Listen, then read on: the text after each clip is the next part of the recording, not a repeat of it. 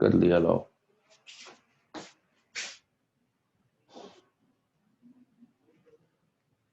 ठीक है, ये 1 मीटर की हाइट थी,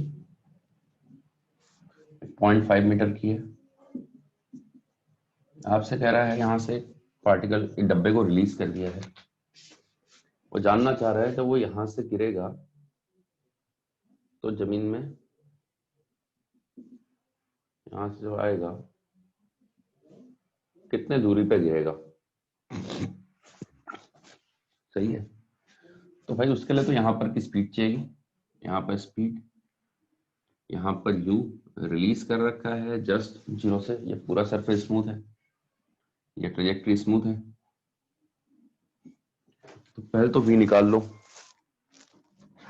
पहले तो v निकाल लो। v कैसे निकलेगा, वर्क एनर्जी लगा दो। वर्क एनर्जी थ्योरम से आपने क्या किया, तो बेसिक आइडिया क्या है, आइडिया बेसिक ये है कि मैं यहाँ का v निकाल लेता हूँ, फिर प्रोजेक्टाइल का क्वेश्चन है। ठीक है ना, तो ये रेंज हो गई आपकी प्रोजेक्टाइल फ्रॉम हाइट का। तो वर्क एनर्जी थ्योरम लगाओगे तो वर्क टन ग्रेविटी हो गया और नॉर्मल हो गया, दो ही फोर्सेस लग रहे हैं, इज इक्वल टू डेल्टा के half M V square minus 0। ठीक है, ग्रेविटी का वर्क डन, ग्रेविटी की डायरेक्शन में देखो कितना डिस्प्लेसमेंट हो गया है, एम जी 1 माइनस 0.5, इतना डिस्प्लेसमेंट हो चुका है वर्टिकल डायरेक्शन में। नॉर्मल का वर्क डन 0। भाई किसी भी इंस्टेंट पर नॉर्मल जब लगेगा ऐसे लगेगा डिस्प्लेसमेंट उसके परपेंडिकुलर होगा, तो वर्क डन बाय नॉर्मल तो 0 हो जाएगा। बात बची इसकी, तो हाफ एम वी स्क्वायर, या वी स्क्वायर तो हमें निकालना था, तो 0.5 है यानी हाफ हो जाएगा, हाफ से हाफ कैंसिल होगा, एम से एम कैंसिल हो गया, तो वी की वैल्यू आ गई अंडर रूट जी, 1 माइनस 0.5। ठीक है, उसको 2 से मल्टीप्लाई करोगे 1 ही आ जाएगा वो। तो इतनी स्पीड आ गई। अब यहाँ से प्रोजेक्टाइल का क्वेश्चन बन गया, प्रोजेक्टाइल फ्रॉम अ हाइट, कितनी हाइट से, 0.5 मीटर से। अब प्रोजेक्टाइल को डील करते हो तो प्रोजेक्टाइल वाला क्वेश्चन में प्रोजेक्टाइल के लिए क्या हो गया है, अगर हम y डायरेक्शन में बात करें, y डायरेक्शन को देखते हैं कैसे करते हो इस प्रॉब्लम को, y डायरेक्शन से टाइम निकाल लो और x डायरेक्शन में उस टाइम का यूज कर लो। तो y डायरेक्शन में इनिशियल वेलोसिटी तो 0 है, नीचे को पॉजिटिव मान लोगे तो a की वैल्यू प्लस का g हो जाएगी, डिस्प्लेसमेंट कितना हो जाएगा, प्लस का 0.5। सिंपली y डायरेक्शन में इतना हो जाएगा। सेकेंड इक्वेशन लगा लो, सेकेंड इक्वेशन लगाओगे तो 0.5 is equal to U T plus half G into T square. तो टी की वैल्यू कितनी आ जाएगी, देखो 1 अपॉन रूट जी आ गई है, टी की वैल्यू आ गई 1 अपॉन रूट जी, ये 1 बन जाएगा, जी नीचे आएगा, तो ये हो गया। अच्छा एक्स डायरेक्शन पे आते हो, प्रोजेक्टाइल में देखो एक्स डायरेक्शन में इतने समय में एक्स कितना चल गया है, तो x की value simple u into T हो जाएगी। u कितना दे रखा है, u हो गया है आपका अंडर रूट जी, जो इसकी वेलोसिटी v है, जो फाइनल वेलोसिटी है, यही इसके लिए इनिशियल बन जाएगी, बेसिकली ux। समझ गए होगे, ux कितना है, ux है आपका अंडर रूट जी, एक्सलेशन कितना है 0, x डायरेक्शन में कोई एक्सलेशन नहीं होता है। अब सेकेंड इक्वेशन लगाओगे तो x की वैल्यू हो जाएगी ux इंटू टी, कितना हो गया रूट जी इंटू 1 अपॉन रूट जी, आपका आंसर आ गया 1। तो ये रेंज, यही तो रेंज है, ये 1 मीटर पे जाके गिर जाएगा आगे। क्या 0, ए एक्स 0 नहीं होगा क्या, एक्सेशन कहाँ होता है पूरे रास्ते में, नीचे को होता है कि नहीं होता, अंडर ग्रेविटी तो चल रहा है, एक्स डायरेक्शन में थोड़ी ना एक्सलेशन है। सर वो 1/2 mv स्क्वायर माइनस 0। यहाँ से रेस्ट से छोड़ा हुआ है, इनिशियल 0 तो होगी, इन दो पोजीशन पर लगा रहा हूँ वर्क एनर्जी, यहाँ पर रेस्ट से छोड़ रखा है, शायद वो रेस्ट से छोड़ा है ना। हाँ ठीक है ना, लिख लो इसको फटाफट, एक काम कर लो, स्क्रीनशॉट खींच लो इसको, यार डाउट आउट पर ज्यादा टाइम वेस्ट मत करो। समझ में आ गया बहुत बढ़िया, उसके बाद लिखने में टाइम वेस्ट मत करो, इसको स्क्रीनशॉट खींच लो, बाद में कर लेना कॉपी।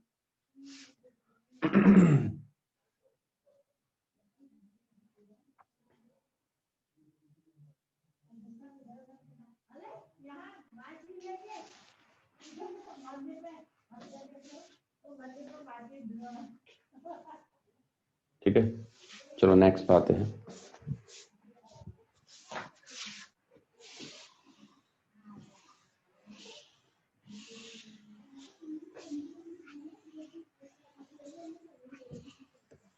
नेक्स्ट क्या था? नेक्स्ट ईशान का डाउट था कुछ ऐसा वाला, इधर रखा है।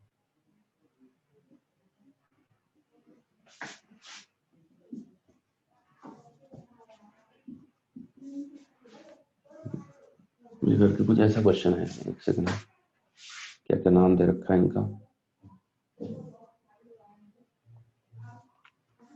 ये ए है, ये बी है, ये सी है,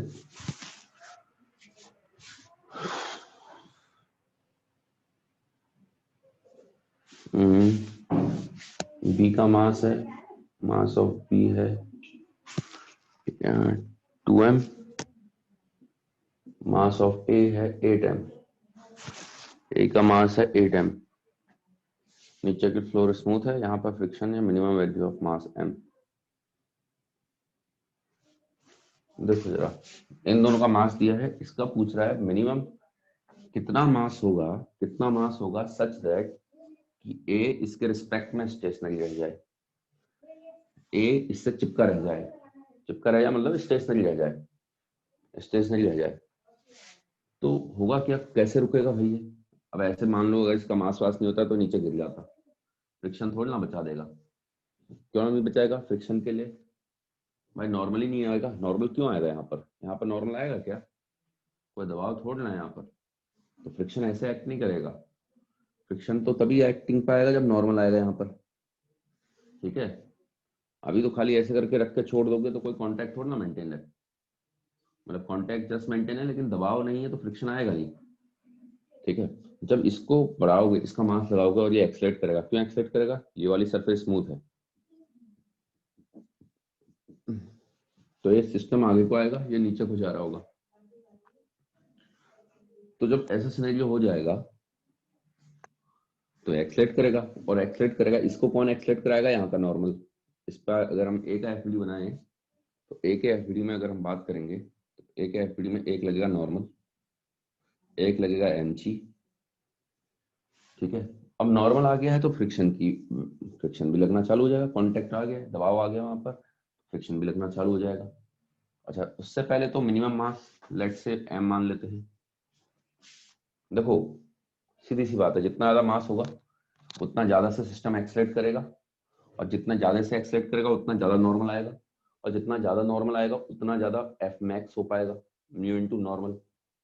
तो म्यू तो फिक्स होता है, लेकिन नॉर्मल बढ़ाते जा रहे हो आप, इसका मास बढ़ाने से एक्सलेशन बढ़ेगा, और एक्सलेशन बढ़ेगा, इसके लिए क्या लिखोगे? अगर ये नीचे को ए से जा रहा है, ये वाला सिस्टम आगे को ए से जाएगा फिर, है ना, ये इसके रिस्पेक्ट में रेस्ट पर है ना, तो ये पूरा एक ही चीज हो गई, बी और ए पूरा ए से जाएगा। इसका जो इसका एक्सलेशन होगा बी का, वही ए का एक्सलेशन होगा, ए से जाएंगे। अगर ये ए से जा रहा है, ये ए से आएगा, ये वाला पॉइंट ए से आता, और ये पूरा इसके साथ अटैच ही है, इस तरीके से रुका हुआ है उसके रिस्पेक्ट में, तो पूरा ए से जा रहा होगा। तो अगर हम इसमें बोले यहाँ पर से टेंशन वेंशन लगाते हैं, ये टी, इस पर टेंशन ऐसे आ जाएगी टी, सेम टेंशन इस पर एम जी आ जाएगा, तो M G minus T is equal to M A, capital M A. ठीक है, इसके लिए क्या हो जाएगा? इसके लिए हो जाएगा, इसके लिए लिखोगे T is equal to 2m plus 8m into A, यानी कितना आ गया 10 ma। इसको यहाँ से यहाँ सब्स्टिट्यूट कर लो, इसको यहाँ से यहाँ सब्स्टिट्यूट करोगे, from 1 and 2, from 1 and 2, from 1 and 2, क्या सिनेरियो बन जाएगा भाई? टी को यहाँ सब्स्टिट्यूट करोगे तो capital M G minus tension minus 10 ma, इसको उधर ही भेज दो, 10m plus capital M into A बन जाएगा। अब इसको यहीं पर रहने दो। अब इस पर आ जाओ, ये आगे कोई ऐसे जा रहा है ना। अब इसको इंडिविजुअल देख लो। देखो सिस्टम के लिए क्या था, यही एक्सटर्नल फोर्सेस थे। यहाँ का फ्रिक्शन इंटरनल बनेगा। अगर हम इसको देखें, ए और बी को देखेंगे, सिस्टम ए और बी का सिस्टम देखते हो तो फ्रिक्शन इंटरनल रहा होगा, तो लिखने की जरूरत नहीं है, नॉर्मल इंटरनल रहा होगा। अब हमें फ्रिक्शन पर आगे बात तो करनी पड़ेगी, तो ए को अलग से देख लो। तो ए पर फ्रिक्शन बचा रहा होगा। अब स्टेशनरी रहना है तो यानी एफ की value F should be equal to M G, और नॉर्मल होगा जो इसको एम ए दे रहा होगा, एम एम एम एम। अब सही से लिखना, ए डब्बे का मास है 8m, तो 8mg हो जाएगा। नॉर्मल हो जाएगा 8m इंटू ए। अब आप देखो जरा ध्यान से, एक्सप्रेशन कितना आ रहा है यहाँ से, capital M 10m plus capital M into G. ये आ गया आपका। यहाँ पुट करोगे तो कितना हो जाएगा, ये कुछ आएगा, टर्म निकल के आएगा नॉर्मल। तो भाई फ्रिक्शन की वैल्यू 8mg होनी चाहिए अगर रेस्ट पे रखना है, ये कंडीशन है, ये फ्रिक्शन की रिक्वायरमेंट है। और ये रिक्वायरमेंट हमेशा अपनी मैक्सिमम वैल्यू से कम होनी चाहिए, एफ मैक्स से कम होना चाहिए, एफ एस मैक्स। तो यहाँ से क्या डीलिंग हो जाएगी, यहाँ से फाइनली अब आपका आखिरी स्टेप बचा हुआ है इसमें क्वेश्चन में, कितना हो जाएगा, 8mg should be less than mu into normal, और नॉर्मल है 8ma, यानी g should be less than equal to mu A, यानी g should be less than equal to mu into A को लिख दो आप capital M G upon 10m plus capital M into G. अब equality लगा दो, चाहे तो इन इक्वालिटी को हटाना चाह रहे हो हटा दो, ठीक है। तो यहां से इसको सॉल्व करोगे, जी से जी गया, कुछ गड़बड़ कर दी क्या मैंने, जी नहीं था ना, एम म्यू इंटू ए भी आएगा, हाँ ए भी आएगा ना, ये तो हमने सब्स्टिट्यूट किया है। एम जी अपॉन नीचे जी कहाँ से आया, नीचे जी थोड़ा ना आएगा, वही मैं कहूँ, ये जी हो गया, नीचे जी नहीं है, M G upon 10m plus M है, तो ये वाला जी कटेगा, इसके साथ कट जाएगा। तो 10m प्लस कैपिटल M की value should be less than equal to mu into M, उधर लेके जाओ तो 10m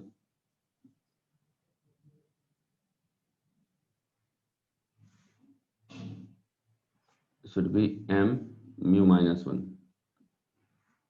ठीक है। तो m should be greater than equal to 10m upon mu minus 1, इससे तो ज्यादा ही होना चाहिए, इससे ज्यादा होना चाहिए। क्या दे रहा है आंसर, मेरे को लग रहा कहीं गड़बड़ी कर दी मैंने कुछ,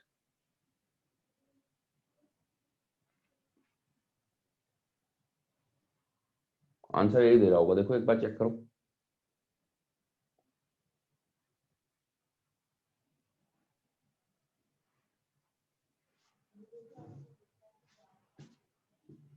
अरे ईशान चेक करो भाई इसको, आंसर क्या दे रहा है इसका।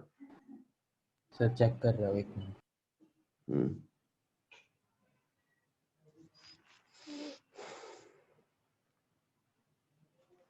अब मेरे को क्यों लग रहा है गड़बड़ी कर दी मैंने, क्योंकि भाई म्यू जनरली 1 से छोटा होता है जनरली, तो उसके हिसाब से m तो नेगेटिव आ रहा है यहाँ पर, ऑब्वियस सी बात है, फिर म्यू को 1 से बड़ा होना पड़ेगा अगर मेरा आंसर सही है तो।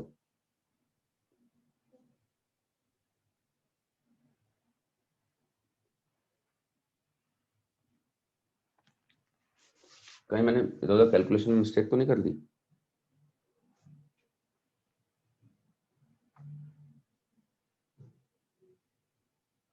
नहीं करी होगी, तो यही है, करेक्ट है। यही है ना।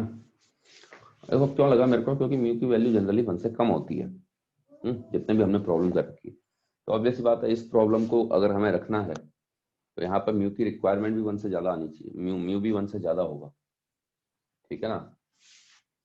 तो ये हो जाएगा,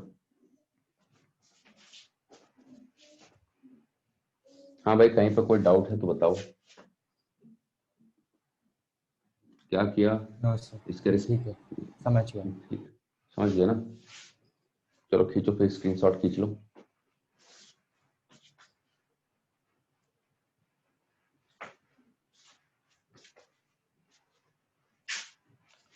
दिखाई तो सही दे रहा ना, क्लियर दिखाई दे रहा है? Yes sir.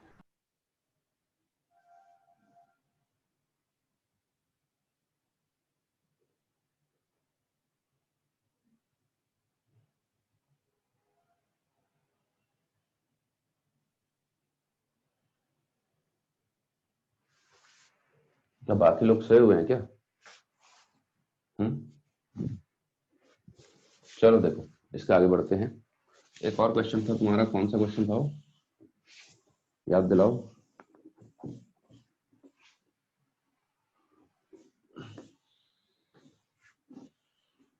क्या था क्वेश्चन? अगला एक और क्वेश्चन बता रहा हूँ तुम्हारा, एक और डाउट था।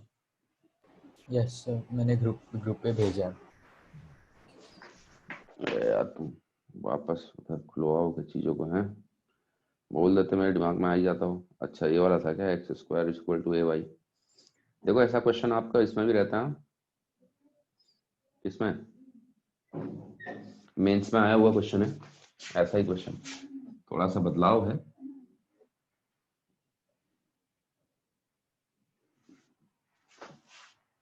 ये क्या दे रखा है, इक्वेशन दे रखी है X square is equal to A Y. A से आप कंफ्यूज ना हो करके मैं के बना देता हूँ, ए वहां पर कांस्टेंट है, ठीक है ना, तो मैंने के बना दिया, क्योंकि ए जनरली आप एक्सप्रेशन के लिए इस्तेमाल करते हो, मैंने के बना दिया।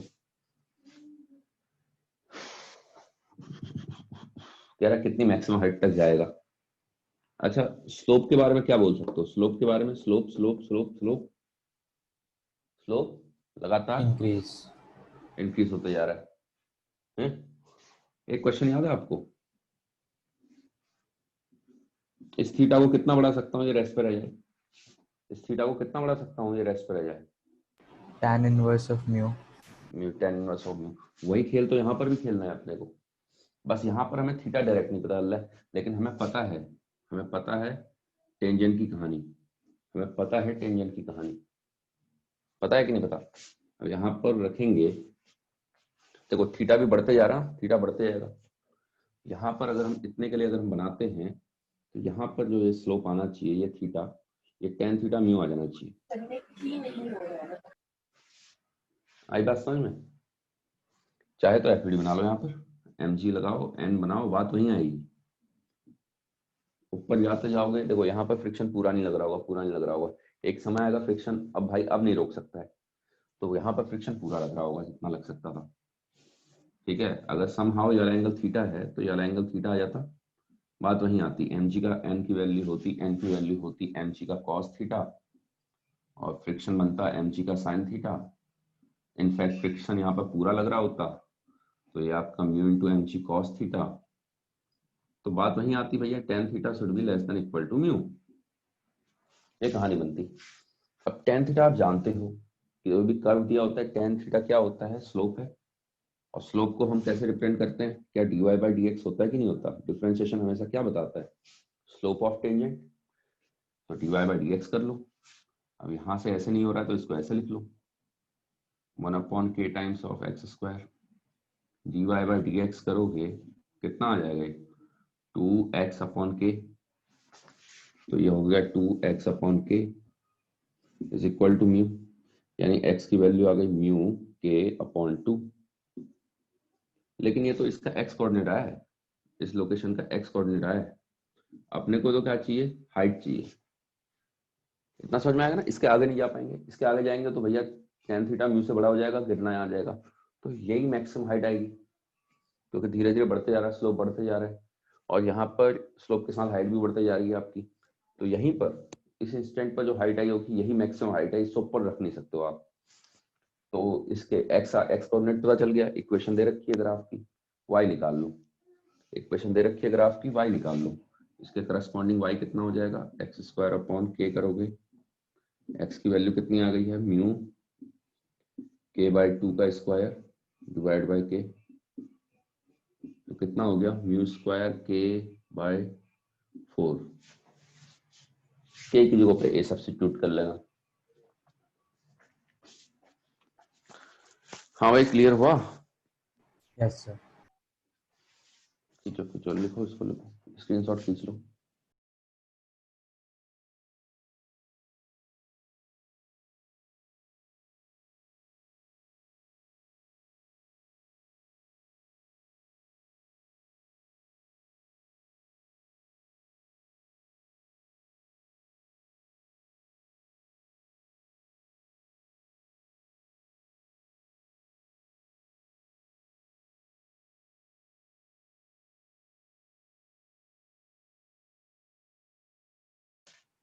चलो भाई, हाँ भाई किसी को कोई डाउट है?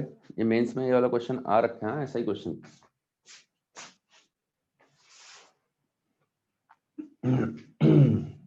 चलो मिटा देता हूँ इसको, है ना, खींच लो स्क्रीनशॉट, खींच लो।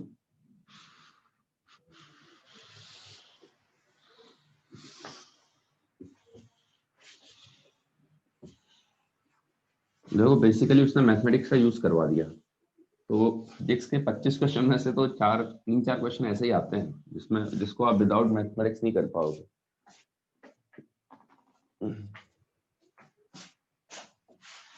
प्रैक्टिस करोगे पकड़ में आ जाते हैं क्वेश्चन, ठीक है। अच्छा इसके बाद आते हैं पावर। अब यहाँ से चालू कर लेते हैं कहानी। कोई है तो नहीं वेटिंग रूम में?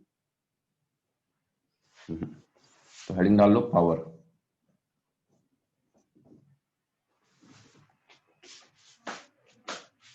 पावर का डिफाइन होती है, लिख लो, इसमें लिख लो, the rate at which work is done, the rate at which work is done, the rate at which work is done, the rate at which work is done.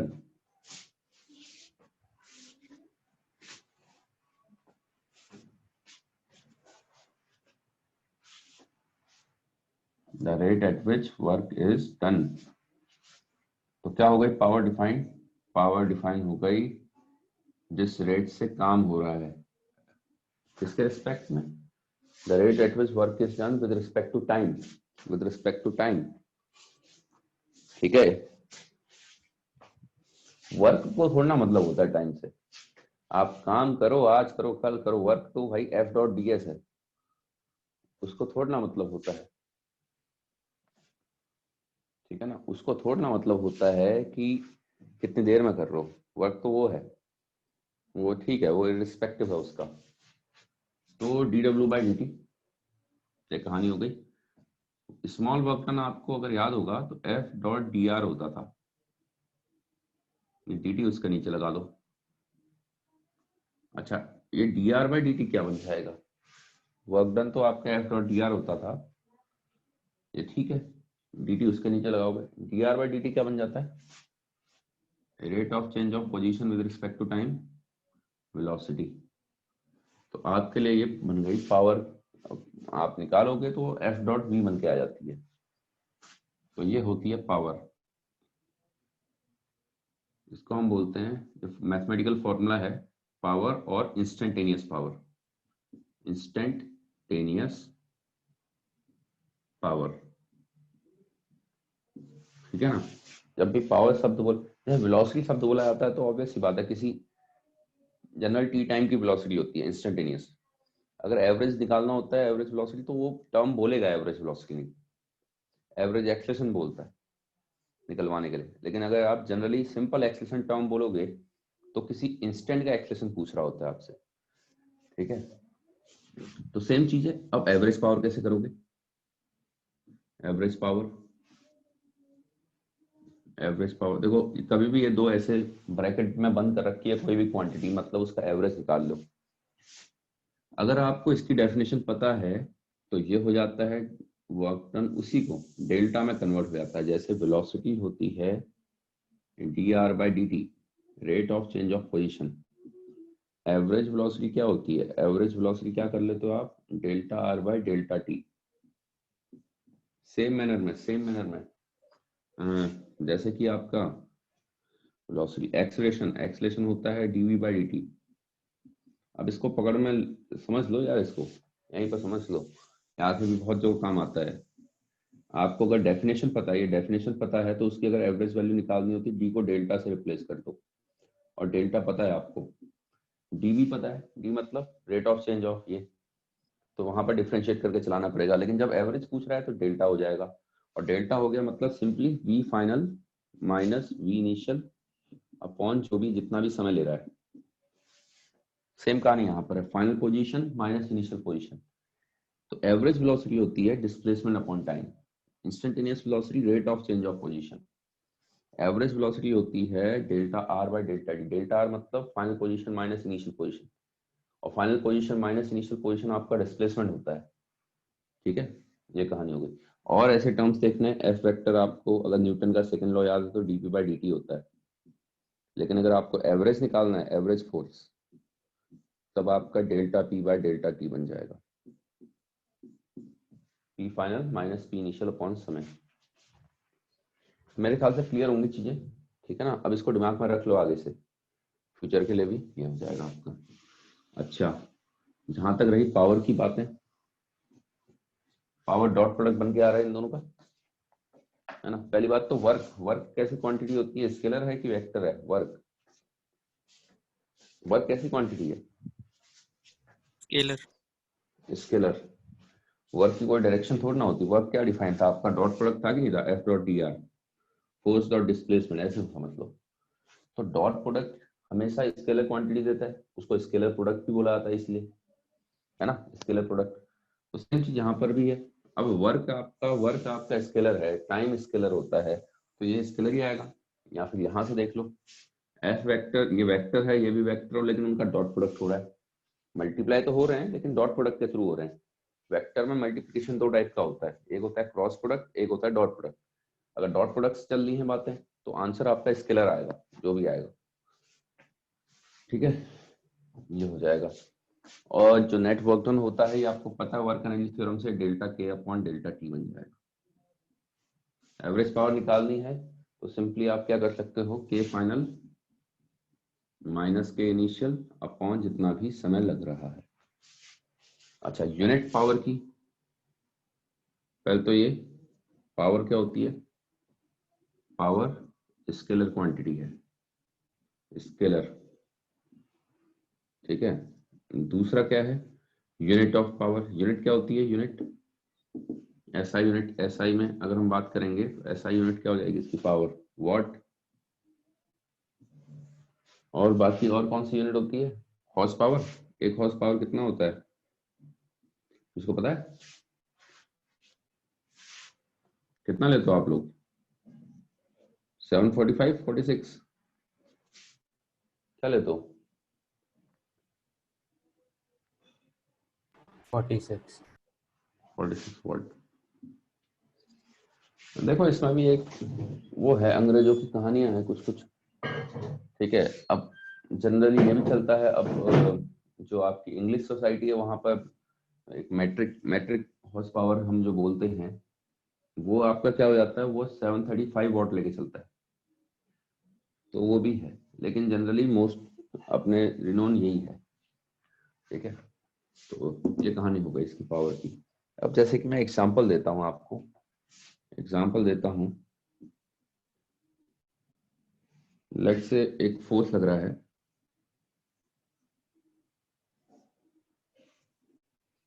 ये आपका 10 केजी का है, यहाँ पर एफ फोर्स लग रहा है, यहाँ का म्यू भी दिया हुआ है, म्यू की वैल्यू दे रखी है 0.1, और ये फोर्स लग रहा है आपका 20 न्यूटन का। T इज इक्वल टू 0 पर रेस्ट पर था, ठीक है। तो आपसे क्वेश्चन पूछ रहा है, फाइंड पावर डिलीवर्ड बाय,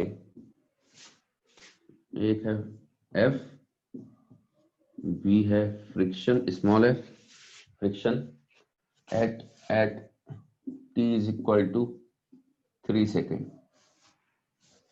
ठीक है, दूसरा है also find average power delivered by same है टिल, या फिर ऐसे बोलेगा बिटवीन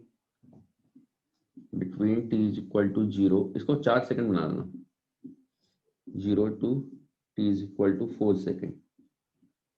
अब ऐसा क्वेश्चन आ जाएगा आपका। चलो सॉल्व करो, इसको सॉल्व करो, मतलब इसको लिखो, पहले सॉल्व करवाता हूं मैं। जिसको समझ में आ गया कर ले भाई, कुछ नहीं है, समझ जाओगे। मैकेनिक्स की प्रॉब्लम है, वो क्या बोलते हैं, न्यूटन लॉ लगाओ, वहां से कुछ काम धाम करो। अब आपको समझ में आ रहा होगा, वर्क एनर्जी पे पहुंच गए, लेकिन न्यूटन लॉ का अभी भी रोल है। क्वेश्चन प्रोजेक्टाइल का भी, अभी जो हमने वर्क एनर्जी का वो सबसे पहला डाउट किया था, वो उसको भी ले रहा है। ठीक है ना, तो वो क्या बोलता हूँ, प्रोजेक्टाइल को भी इंक्लूड कर ले रहा है, तो सारे चैप्टर लिंकअप हो जाते हैं। तो इसलिए मैं कह रहा था न्यूटन लॉ से तो कम से कम ध्यान दो। अब ये क्वेश्चन आप तब तक नहीं कर पाओगे जब तक आपका न्यूटन लॉ में कमांड नहीं है। भाई एक आगे एफ फोर्स लग रहा है, एक पीछे फ्रिक्शन लगेगा, net force equal to M A करोगे, ए निकाल लोगे, एक्सेलरेशन निकल गया, रेस्ट से चालू कर रहा है, 3 सेकंड पे देख लो वेलोसिटी क्या हो जाएगी। एक बार वेलोसिटी पता चल गई है, पावर की डेफिनेशन अब क्या है, अब पावर की डेफिनेशन पे आ जाओ। इंस्टेंटेनियस पावर या फिर पावर होता है एफ डॉट पी, तो एक पॉजिटिव पावर डिलीवर करेगा, एक नेगेटिव डिलीवर करेगा। फिर एवरेज के लिए क्या करोगे, एवरेज के लिए कितना काइनेटिक एनर्जी में बदलाव आ गया है अपॉन टाइम, ऐसे करके, या फिर वर्क डन। देखो अभी बताता हूँ।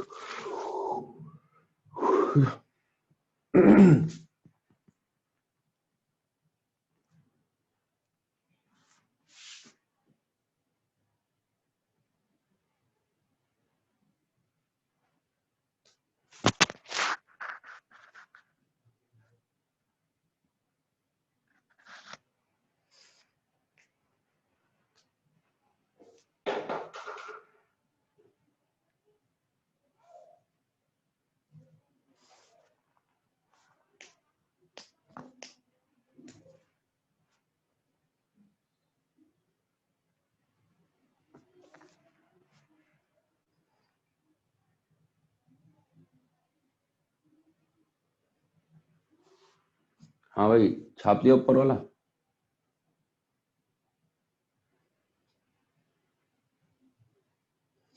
जरा यार छापने का काम जरा जल्दी जल्दी करो भाई, सिलेबस में निपटाना है तुम्हारा जितना हो सके। एक आध टॉपिक रह ही जाएगा शायद।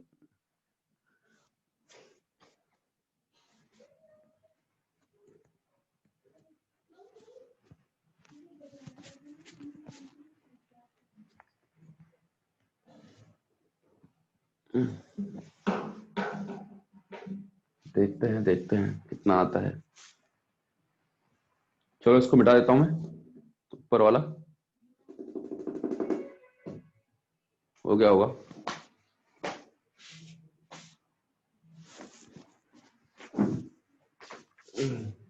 देखो कैसे डील करेंगे।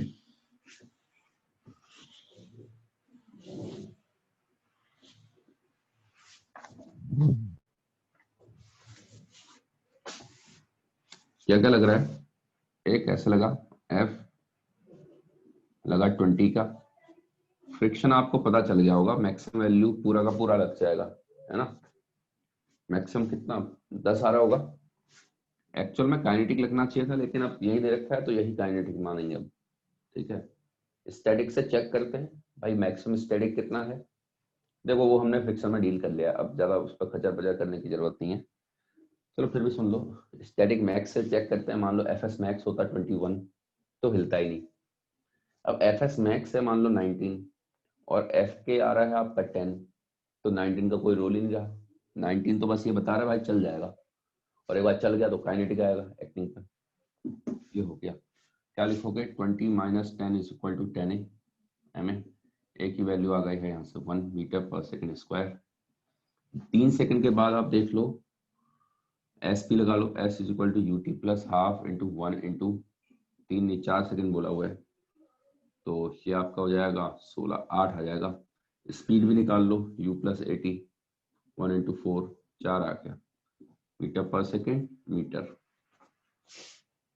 अब पहला चीज, पावर अगर f के थ्रू निकालनी है तो f डॉट v होता है, तो 20 इंटू वेलोसिटी है इस इंस्टेंट पर 4 इंटू कॉस 0।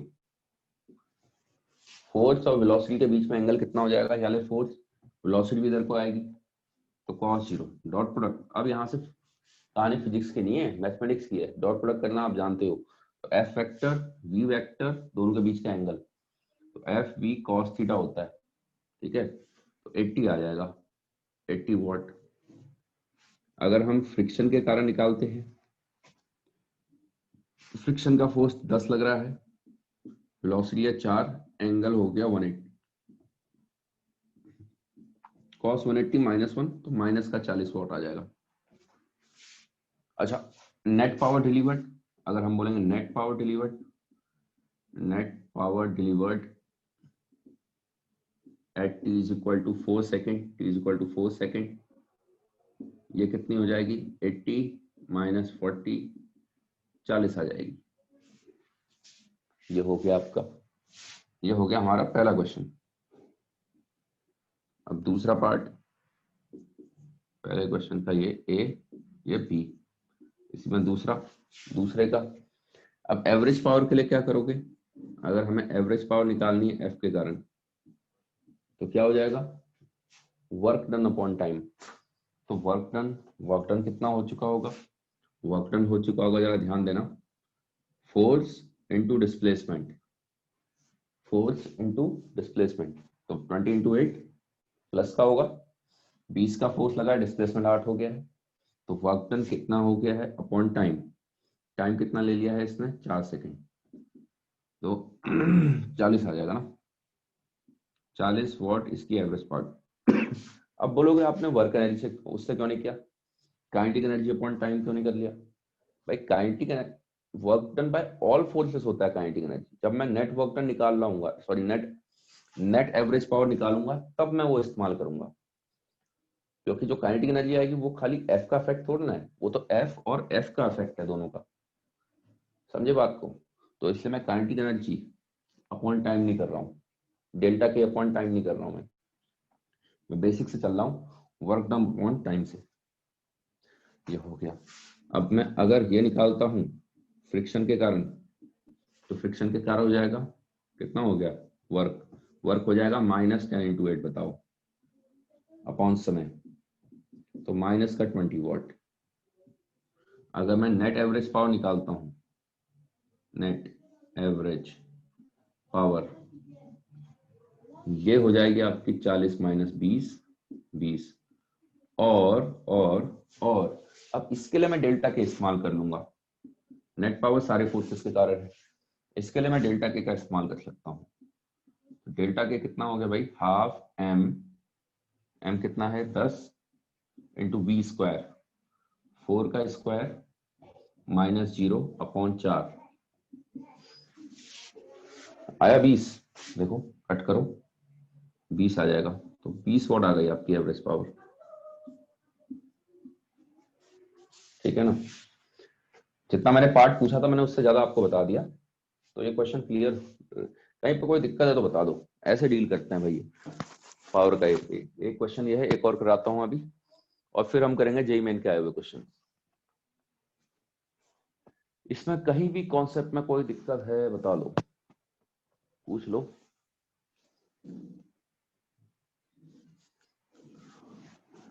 सीख गए एवरेज पावर निकालना और इंस्टेंटेनियस पावर निकालना। इंस्टेंटेनियस के लिए आप एफ डॉट बी का इस्तेमाल करते हो, और एवरेज के लिए आप work done upon time.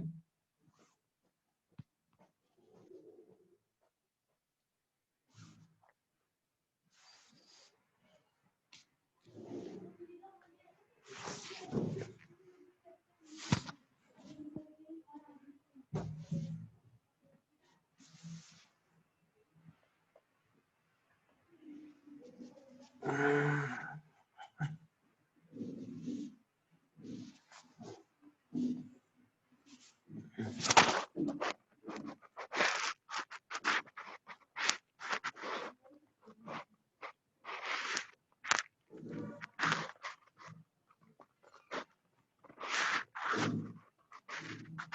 Calculation mistake तो नहीं है? युवराज जी 60 तो नहीं आ रहा था यार, 60 तो कहीं नहीं आ रहा।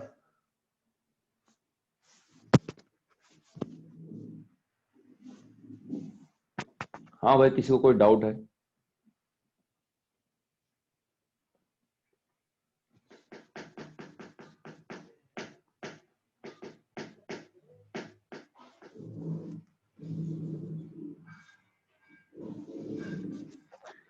अब यार ये गणित तो नहीं सिखाएंगे ना, 20 × 4 को 60 लिख दोगे तो 11th क्लास में कैसे पहुंच गए हैं? बचपन में सिखाया नहीं कुछ गणित के टीचरों को मैं। हाँ, 9th क्लास में एक फिजिक्स के टीचर थे जो फिजिक्स पढ़ाते थे। 20 नंबर का टेस्ट लेंगे, मैं और एक स्टूडेंट और था, हम थोड़े सही थे पढ़ने में, तो हमारे लिए कट ऑफ होती थी 18। 18 से कम आए, एक उस पर स्केल आती हो 30 सेंटीमीटर वाली,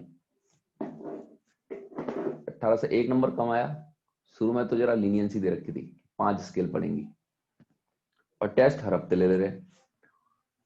अब कब तक करेगा भाई इंसान? 9th क्लास की बात है, कितना ही पढ़ते हैं, कोचिंग वोचिंग कुछ होता नहीं था, ट्यूशन स्कूल के भरोसे चलते थे, स्कूल में जितना टीचर ने पढ़ाया। फिर कभी 15 नंबर आ गए, 3 नंबर कम, 15, और गलती से टेस्ट के दिन एब्सेंट हो गए। 18 × 5 90, सीधे 90। और वो किस्तों में लेते थे, फिर वो काउंट रखते थे, एक स्टूडेंट से बना दिया काउंट कि भैया बताओ इसके कितने बच्चे हुए हैं। अब पूछते थे डेली कितना करने हैं, मारते खतरनाक करता हूँ। और फिर एक और होता था, ये तो हो गया इतने, 10 उसका, 10 स्टिक का, 10 डंडों का ये होता था, ये खींचने का, या तो 10 डंडे खा ले या ये करवा लो, खतरनाक होते वो भी। चलो भाई आगे बढ़ते हैं, मेरे ख्याल से समझ में आ गया होगा। कहीं कोई दिक्कत है क्या? तो इंस्टेंटेनियस पावर के लिए एफ डॉट बी का इस्तेमाल करो, ठीक है। और ये कैसे किया? नेट पावर को ऐसे भी लिख सकते हो, नेट पावर को, और आप चाहते तो इसको, इस वाले को ना, नेट फोर्स कितना बचा, 20 - 10 ही तो है नेट फोर्स, इनटू वेलोसिटी कर लो। ये नेट फोर्स आगे को आया, इनटू वेलोसिटी कितनी हो गई है, 4, 40 आ जाएगा। ऐसे भी लिख सकते थे आप, पहले ही नेट फोर्स निकाल लो, डॉट वेलोसिटी कर लो, या फिर आप सारे फोर्सेस की पावर लिखो, उनको एडअप कर लो। एडअप कर लो मतलब ये 40 है, ये 80 है, ये माइनस का 40 है, तो आपका आंसर ऐसे करके अलजेब्रिक सम होगा। बढ़े आगे।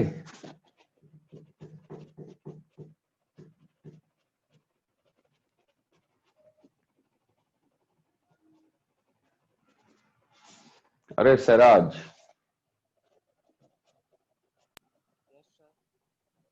अरे समझ में आई बातें कुछ? लिख लिया? चलो फिर आगे बढ़ते हैं।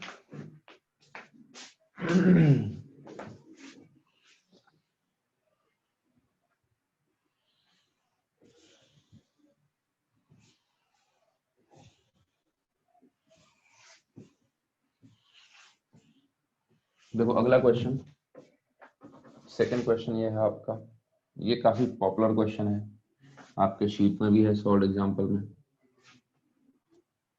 एक पार्टिकल को यहां से यू वेलोसिटी से प्रोजेक्ट कर दिया गया, आपसे पूछेगा अलग अलग पार्ट, विभिन्न टाइप के पार्ट पूछेगा। तो पहले पूछा है उसने, find the time interval in which, find the time interval इन विच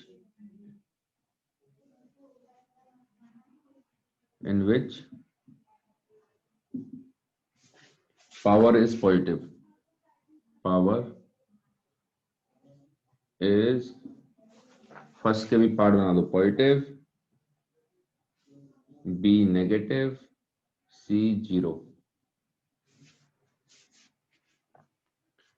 ठीक है।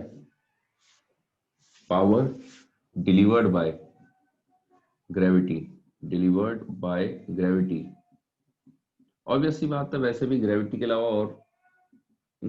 और कोई काम धाम कर नहीं रहा है यहाँ पर। एक बार फेंकती हवा में है, तो ग्रेविटी ही काम धाम कर रही है, एयर रेजिस्टेंस वगैरह हमने नेग्लेक्ट कर रखा है। ठीक है, तो ये हो जाएगा। दूसरा, find average power, find average power delivered by gravity during time interval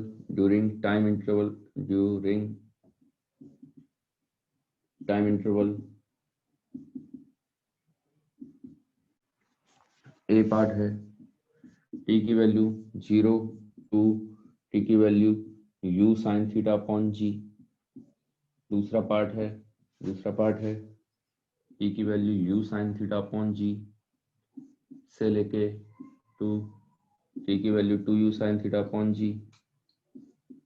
और तीसरा पार्ट है 0 से लेके टी की वैल्यू 2u sin theta upon G. Data जाना पहचाना लग रहा होगा। क्या बता पाओगे किस किस इंस्टेंट पर जो पावर डिलीवर्ड है ग्रेविटी की वो पॉजिटिव आएगी? पावर डिलीवर्ड का फॉर्मूला क्या होता है इंस्टेंटेनियस पावर का? F dot V.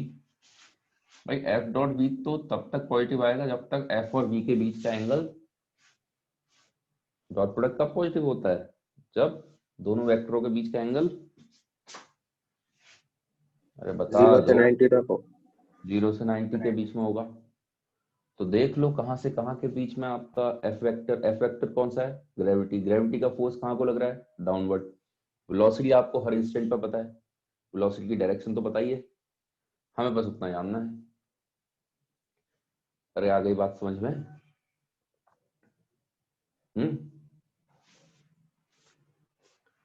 तो कितना हो जाएगा भाई?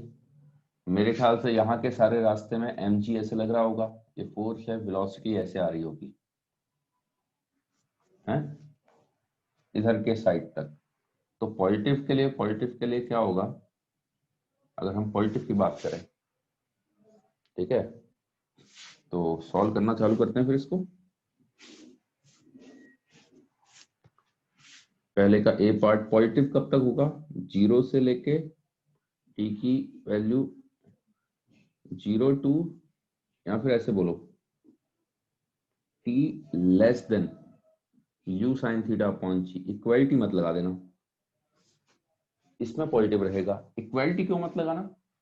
क्योंकि जब आप हाईएस्ट पॉइंट पे पहुंचोगे तो u sin थीटा अपॉन जी, पता ना u sin थीटा अपॉन जी क्या होता है? आधा टाइम इंटरवल है, सॉरी आधा, क्या बोलते हैं उसको,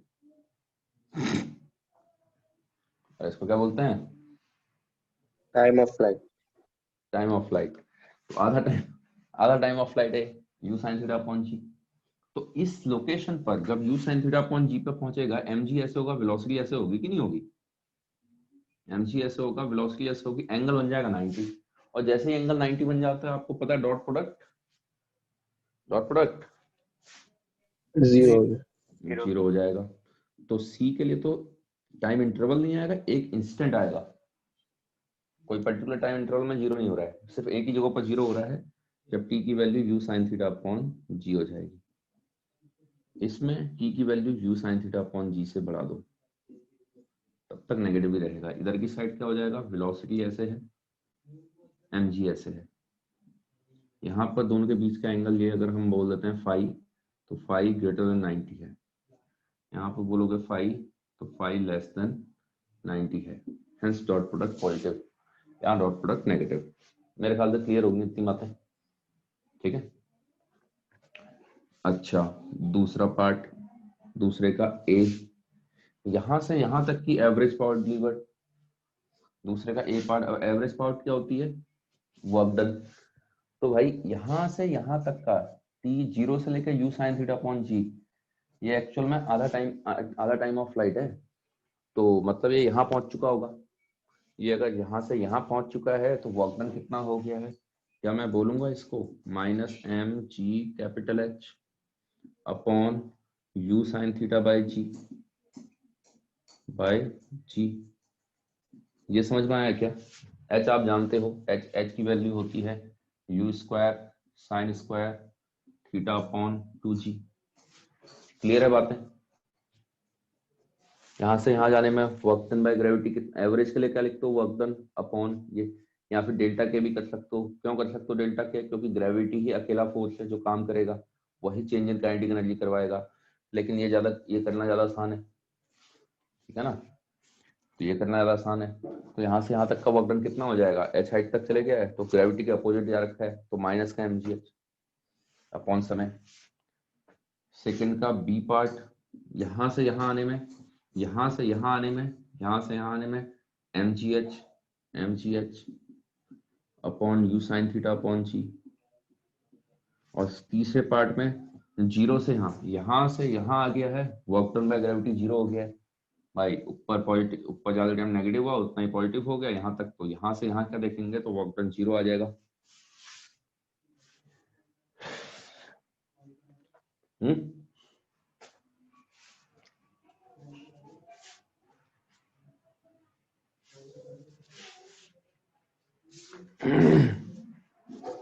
अरे आ गई बात समझ में? हाँ सर। अच्छा एक और काम कर लो, फाइंड, इसी में अगला पार्ट कर लो, तीसरा पार्ट इसी में एडअप कर लेना। Find power delivered at t is equal to 0 and t is equal to 2u sin theta upon g। इन दो इंस्टेंट पर, यानी शुरू पर पावर डिलीवर बताओ और जब गिर रहा होगा तब पावर डिलीवर बता दो। यू दे रखा है आपको, ये सब कहानी दे रखी है।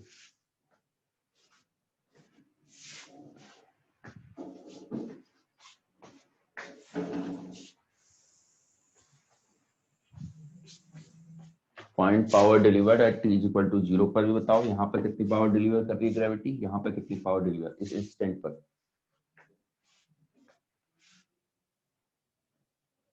एक मिनट ले लो, कॉपी वॉपी भी करो, इसको कॉपी भी करो, सॉल्व भी करो, 1-2 मिनट ले लो।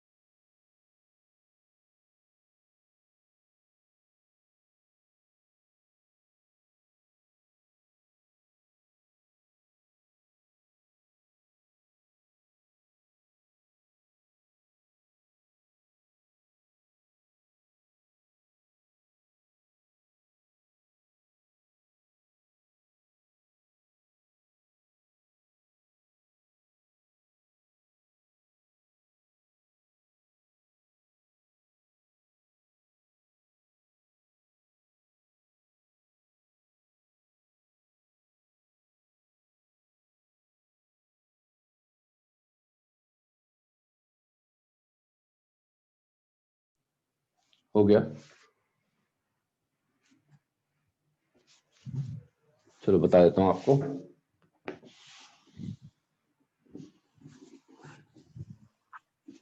देखो क्या होगा,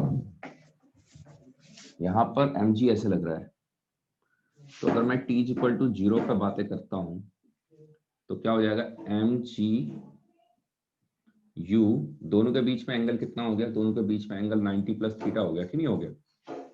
इंस्टेंटेनियस पावर क्या होती है, एफ डॉट वी होती है, फोर्स है mg, स्पीड है वहां पर वेलोसिटी है u, दोनों के बीच में एंगल कितना हो गया 90 plus theta. Cos 90 plus theta कितना होता है भाई, कॉस 90 प्लस थीटा माइनस का साइन थीटा, तो mg u साइन थीटा आ जाएगा आपका आंसर।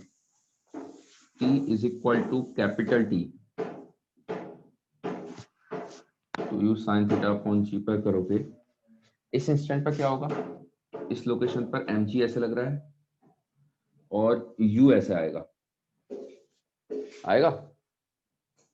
यही होता ना, u से फेंक रहे हो, u से, अच्छा u से फेंक रहे हो, u से क्यों गिर रहा है भाई, ग्रेविटी ही काम कर रही है, एक ग्रेविटी का फोर्स लग रहा है पूरे रास्ते में, और यहां से यहां आने में ग्रेविटी ने काम कर दिया 0, तो डेल्टा के 0 हो जाएगा। डेल्टा के 0 होने का क्या मतलब हो गया, जो शुरू में स्पीड थी वही बाद में स्पीड रहेगी। अब यहाँ से बताना ज्यादा आसान होता है, काइनेमेटिक्स से सोच के बताओगे तो ज्यादा वो लगेगा, ठीक है। अच्छा, ये थीटा पे गिरेगा, ये थीटा होगा तो ये वाला 90 माइनस थीटा बनेगा। देखो जरा ध्यान से, ये थीटा होगा तो ये थीटा होगा, ये 90 माइनस थीटा बन जाएगा। तो यहाँ पे कितना आ जाएगा, इस समय पे आ जाएगा mg u cos 90 minus theta, यानी mg u sin थीटा आ जाएगा। क्लियर है इतनी बातें? हाँ भाई, समझ में आ गए? ठीक है, देखो मैं आपको अब क्वेश्चन भेज रहा हूँ कुछ जेई मेन के, उसको अटेम्प्ट करेंगे हम लोग।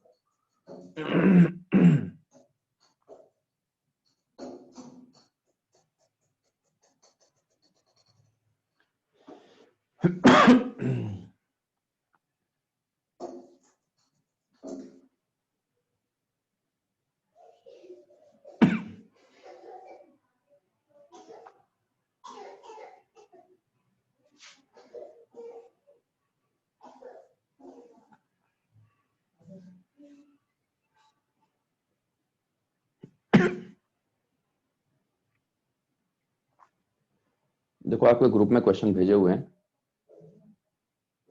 एक वाला भी छोड़ देना, स्प्रिंग फोर्स और स्प्रिंग वाला क्वेश्चन नंबर जो कि सेकंड है, 2000 AIEEE 2002 का आया हुआ क्वेश्चन है। सबसे पहले आप क्वेश्चन करो, a body is moved, question number 5 2003 का आया हुआ क्वेश्चन है। A body is moved along a straight line by a machine delivering constant power. इसको अटेम्प्ट करो जरा। इसको अटेम्प्ट करो।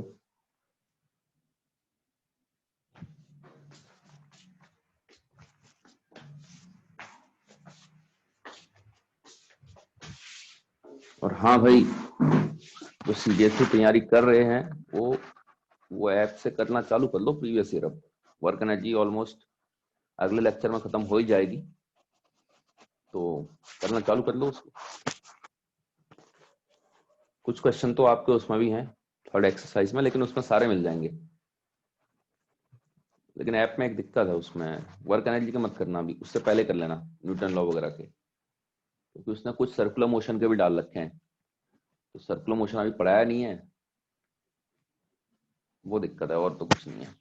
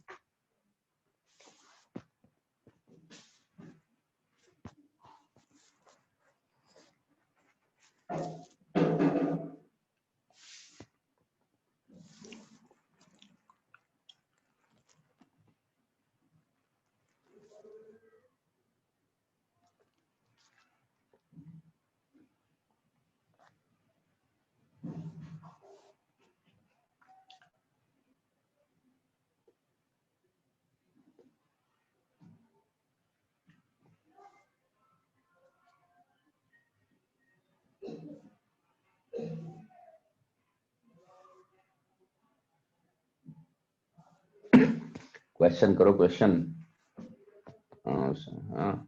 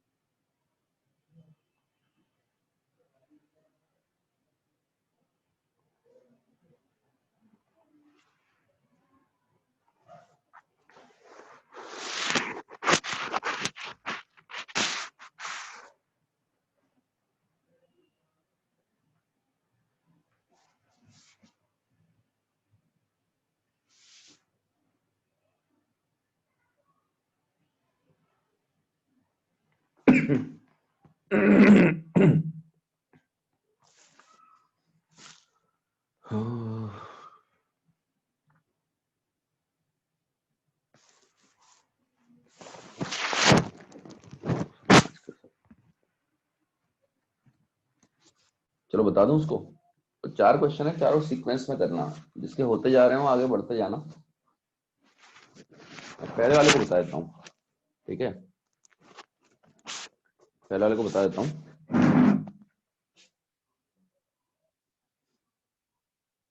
क्या कर रहा है, machine delivering a constant power.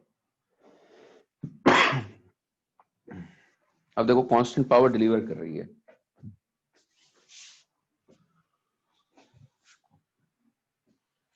तो जानना चाह रहा है डिस्टेंस कितना मूव कर जाएगी, उसका प्रोपोर्शनल टाइम के रिस्पेक्ट में क्या रहेगा।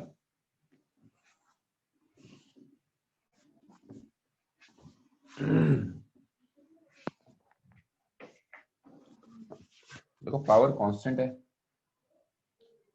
पावर कांस्टेंट का मतलब है एफ वी। अब एक ही फोर्स है तो कॉस 0 लेके चल लेना, है ना। ये मशीन ही है, जहां को फोर्स लगाएगी वहीं को वेलोसिटी मिलेगी उसको। जैसे आपकी ग्रेविटी है, यहां से छोड़ दो, छोड़ दो, जहां को फोर्स लग रहा है वहीं को तो भागेगा, तो एंगल दोनों के बीच में 0 ही बनेगा। तो एक मशीन ही काम कर रही है, तो जहां को फोर्स लगाएगी वहीं को उसकी वेलोसिटी हो जाएगी। तो ऐसे क्वेश्चन में हम 0 लेके चल लेते हैं, कॉस 0। अब ये चीज कांस्टेंट है, कांस्टेंट से के कोई कांस्टेंट यहाँ सी मान लो, जैसी आपकी मर्जी है। हमें तो वैसे भी प्रोपोर्शनलिटी जाननी है, तो एम ए होता है, ये वी होता है, ये कोई कांस्टेंट आ गया। ए को क्या मैं लिख सकता हूँ, डीवी अपॉन डी टी। मेरे को क्या जानना है, मेरे को एक्स और टी का रिलेशन जानना है। तो मैंने क्या दिमाग लगाया, मेरे को तो ये पता है, तो मैंने दिमाग क्या लगाया, मैंने ए को लिखा डीवी अपॉन, मेरा आइडिया क्या है बेसिकली, पहले मैं वी टी रिलेशन निकाल लेता हूँ, यहाँ से ए को डीवी बाई डी टी लिखता हूँ, ये वी इधर उधर ले आके इंटीग्रेट करूंगा। पहले वी टी रिलेशन, एक बार वी टी रिलेशन आ गया, वी को लिखूंगा D x by D T, वहां से एक्स टी रिलेशन आ जाएगा।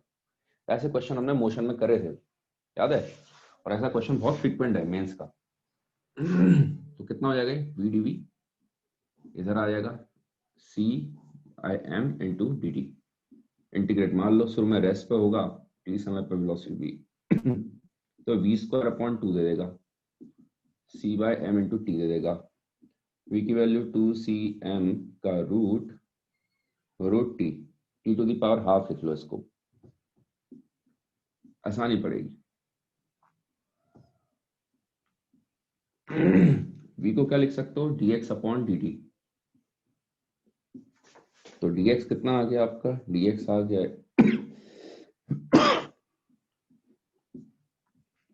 2c upon m T to the power half dt। Integrate कर लो दोनों साइड, यहां से x आ जाएगा, यहां से कांस्टेंट रहने दो, हमें तो प्रोपोर्शनलिटी जाननी है वैसे भी। शुरू में रेस्ट 0 पर होगा, बाद में t टाइम पे x निकाल लो, तो ये तो कांस्टेंट ही आगे का। तो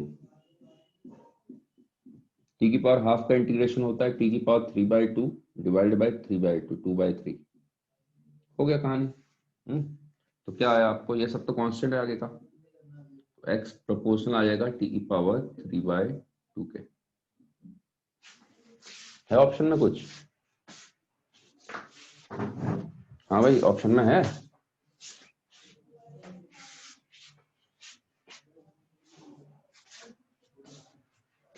हाँ, कलाकार इंसान हो तुम्हें, एक तो क्वेश्चन भी सिलेक्ट करके दो तुम्हें, ऊपर है।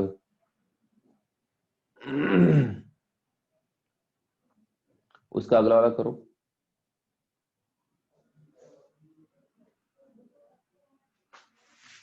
उसका अगला वाला करो।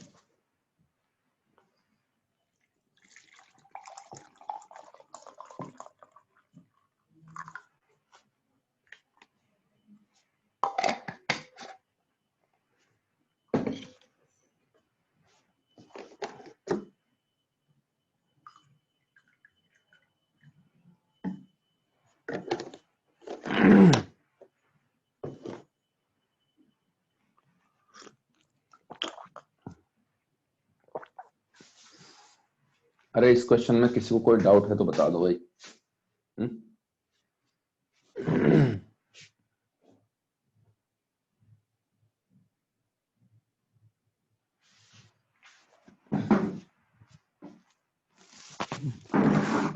इसका अगला वाला करो, वो क्या वाला, कौन सा क्वेश्चन बताता हूं मैं आपको।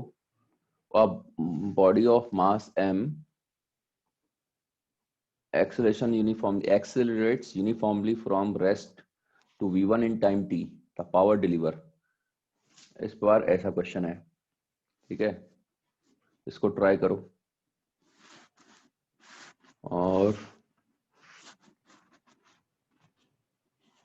हाँ भाई अथर्व, समझ में आया है? Yes, sir.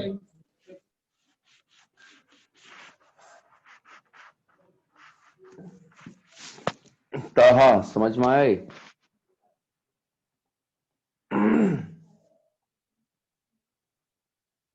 जूबिया,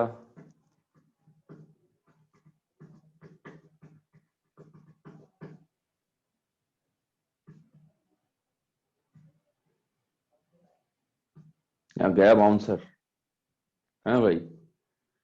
श्रेया,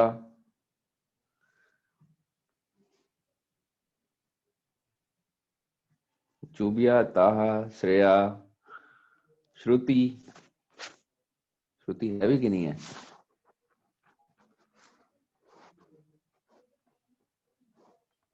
सुरभि,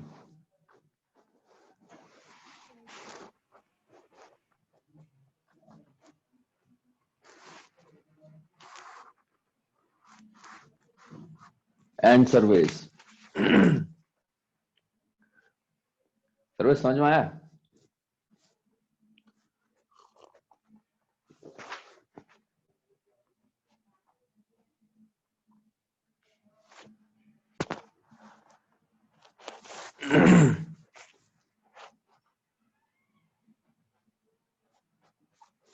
क्या बात है, सब समझ में आ जा रहा है सर्वेश को आजकल है।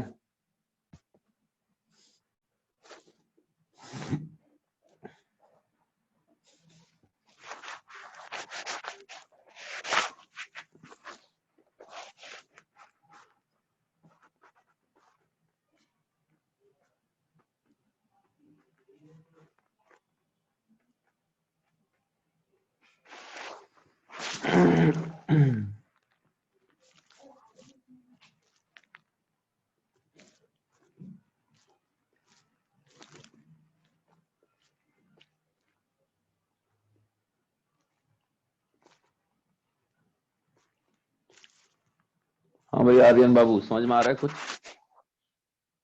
क्लियर हुआ है?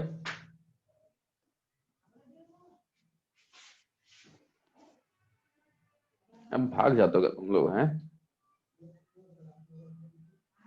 ठीक है, ठीक है। देखो सर्वेश, ये एटीट्यूड चाहिए।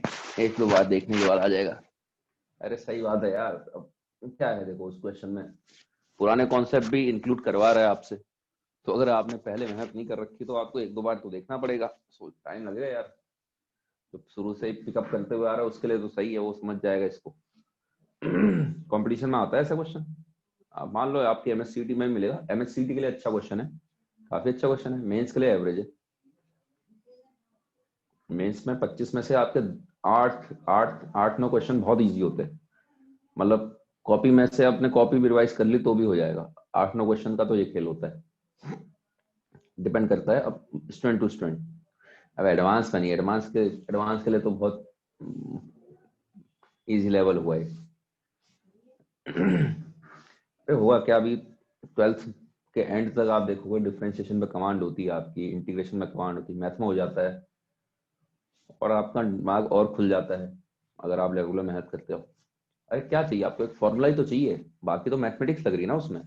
देखो पावर का फॉर्मूला था एफ वी और ये कांस्टेंट है। एफ को एम ए लिखते हैं, फिर से फॉर्मूला है। ए को डीवी बाई डी टी लिखते हैं, फिर से वही है, फॉर्मूला ही है, डेफिनेशन है। ठीक है, बाकी तो आप क्या कर रहे हो, इंटीग्रेट कर रहे हो इधर से उधर, वीटी रिलेशन निकाला फिर एक्स निकाल लिया।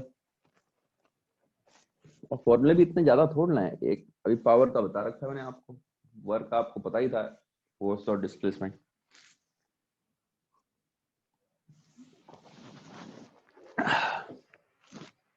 चलो बता दूं वाला क्वेश्चन। अरे आशुतोष बाबू समझ में आ रहा है क्या?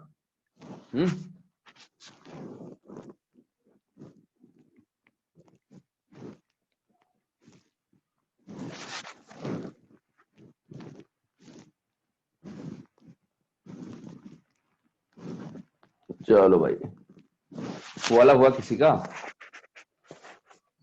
विष्णु हुआ क्या? No, sir.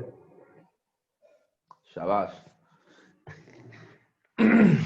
चलो देखो, अप्रोच देखना मैं कैसे करता हूँ इसको। अप्रोच देखो, वर्क एनर्जी कायदे से शेड्यूल के हिसाब से 10 घंटे में हो जानी चाहिए। ये कौन सा लेक्चर है? छठा लेक्चर है क्या? पांचवा है ना? हाँ, तो 6 या 7 में जाएगा मेरा वर्क एनर्जी। स्लो इसलिए कर रहा हूँ, बहुत ज्यादा क्वेश्चन करा रहा हूँ, और पकड़ लेना भाई। अब इसके बाद अपनी साइड से मेहनत करो यार, थोड़ा एक्सरसाइज 1 पे ही क्यों अटकते हो, आगे बढ़ो। जब लेवल इतना कंटेंट दे रहा हूँ आपको, आपका कंटेंट मिल चुका है HLP लेवल तक का, आप करो तो सही उसको। कॉन्सेप्ट इतने बता चुका हूँ। क्या कर रहा है उसमें? रेस्ट से चालू कर रहा है, रेस्ट से V1 पर जा रहा है, टाइम टी में, शायद यही है ना। Using a constant acceleration, uniformly accelerate होते हुए जा रहा है शायद। m मास का है, रेस्ट से V1 में, टाइम t में जा रहा है, इंस्टेंटेनियस पावर, अच्छा t टाइम में है। यहां से यहां 0 से V1 अटेन कर लिया है कैपिटल T टाइम में, मास m है। गेम क्या बोल रखा है? Uniformly accelerated. अगर यूनिफॉर्मली एक्सेलरेटेड है, इसका क्या मतलब हो गया है कि हमारी वो सारी इक्वेशंस ऑफ मोशन वैलिड है। अच्छा, हमें कोई इंस्टेंटेनियस पावर बतानी है, 0 से V पहुंच गया होगा T टाइम पर, इस इंस्टेंट पर पावर बतानी है। पावर क्या हो जाएगी भाई? इस इंस्टेंट पर पावर बतानी है तो पावर हो जाएगी FV। एक ही फोर्स है, दोनों के बीच में एंगल हो जाएगा 0, cos 0 लेके हुए चलते हैं हम, ठीक है। और F को मैं लिख सकता हूँ MA, और V तो है ही, ठीक है, V। अच्छा, A को मैं कहां से लिखूंगा? ये इंफॉर्मेशन दे रखी है, क्या मैं ये लिख सकता हूँ क्या, V1 को U plus A into T? ये आपको कंडीशन दे रखी है, 0 से V1 हो रहा है समय कैपिटल T में। तो यहां से मैंने क्या किया, यहां से मैंने A की वैल्यू निकाल ली, V1 अपॉन टी। चलो ठीक है, ये तो आ गया V1 अपॉन टी। अब ये वेलोसिटी, उसने पूरा का पूरा चीज जानना चाह रहा है वो टाइम के फंक्शन में। तो V को मैं क्या लिख सकता हूँ? V को मैं लिख सकता हूँ U plus A into T, है ना। ये instantaneous velocity after T time को मैं ये लिख सकता हूँ। अब यहां से देखो कितना बन गया है, m V1 बाई टी, तो ये चल ही रहा है। A को वापस सब्स्टिट्यूट कर लो, V1 बाई टी, और आखिर समय आ गया है। अरे अप्रोच समझ में आई कैसे किया है? Yes, sir. Yes, sir. चीजें डरावनी लग रही हैं, लेकिन है नहीं उतनी डरावनी हो। आप सिस्टमेटिक चलते जाओ, हो जाएंगे काम। किसी को दोबारा बताना है, इसमें दोबारा बताने वाला जैसा भी कुछ नहीं है मेरे ख्याल से। दिखा आपको सब आसान सा रहा होगा, लेकिन बन नहीं रहा है क्वेश्चन। खुद से आ जाएगा, आ जाएगा, तभी ज्यादा क्वेश्चन करा रहा हूँ। 4 क्वेश्चन हो गए पावर पर, एक और करा लेते हैं, लिफ्ट वाला।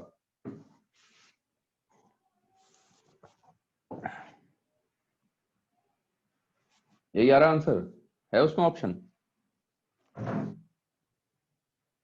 ऑप्शन है, होगा ना, ऐसा होना तो चाहिए भाई। हाँ या तो सर। हम गलत हो गए। Option B.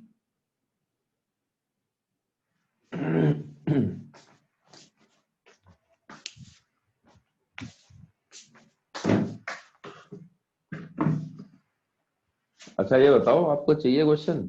वो वाले ऐप में से मैं या तो सिलेक्ट कर करके दे देता हूँ आपको, मोशन से चालू कर देते हैं।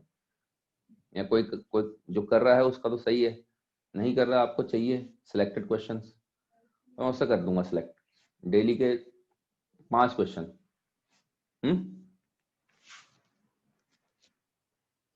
अरे चाहिए ऐसा काम धाम डेली, मतलब अपना हफ्ते में 20 क्वेश्चन, तो अल्टरनेट डे सॉर्ट ऑफ कर लेंगे हम। आपका चैप्टर रिवाइज होता जाएगा मोशन से, तो 4-4 5-5 क्वेश्चन एक दिन, फिर एक दिन गैप देके ऐसे करके, सही है ना। मेरे ख्याल से टच में भी रहोगे उससे, मोशन हो गया है, न्यूटन लॉ हो चुका है, फ्रिक्शन हो चुका है, वर्क एनर्जी ऑलमोस्ट कंप्लीट हो जाएगा इस हफ्ते। चलो आगे बढ़ते हैं, वो सही रहेगा मेरे ख्याल से, आपके अंदर जुनून भी बना रहेगा।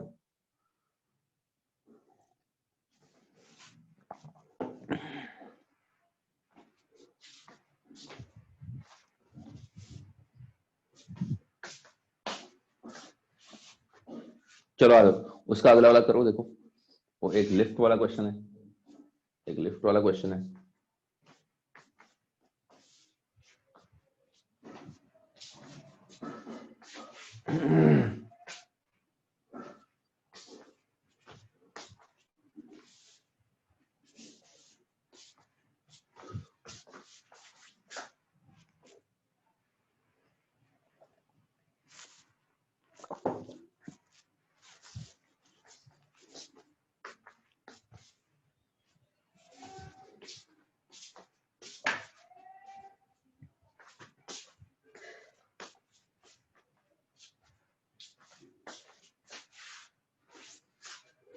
अब लिफ्ट वाला बना किसी का, लिफ्ट वाला क्वेश्चन कह रहा है 60 हॉर्स पावर की इलेक्ट्रिक मोटर है, लिफ्ट एन एलिवेटर, ये हैविंग टोटल कैपेसिटी इतना, if the frictional force of the elevator is इतना, find the speed of the elevator at full speed.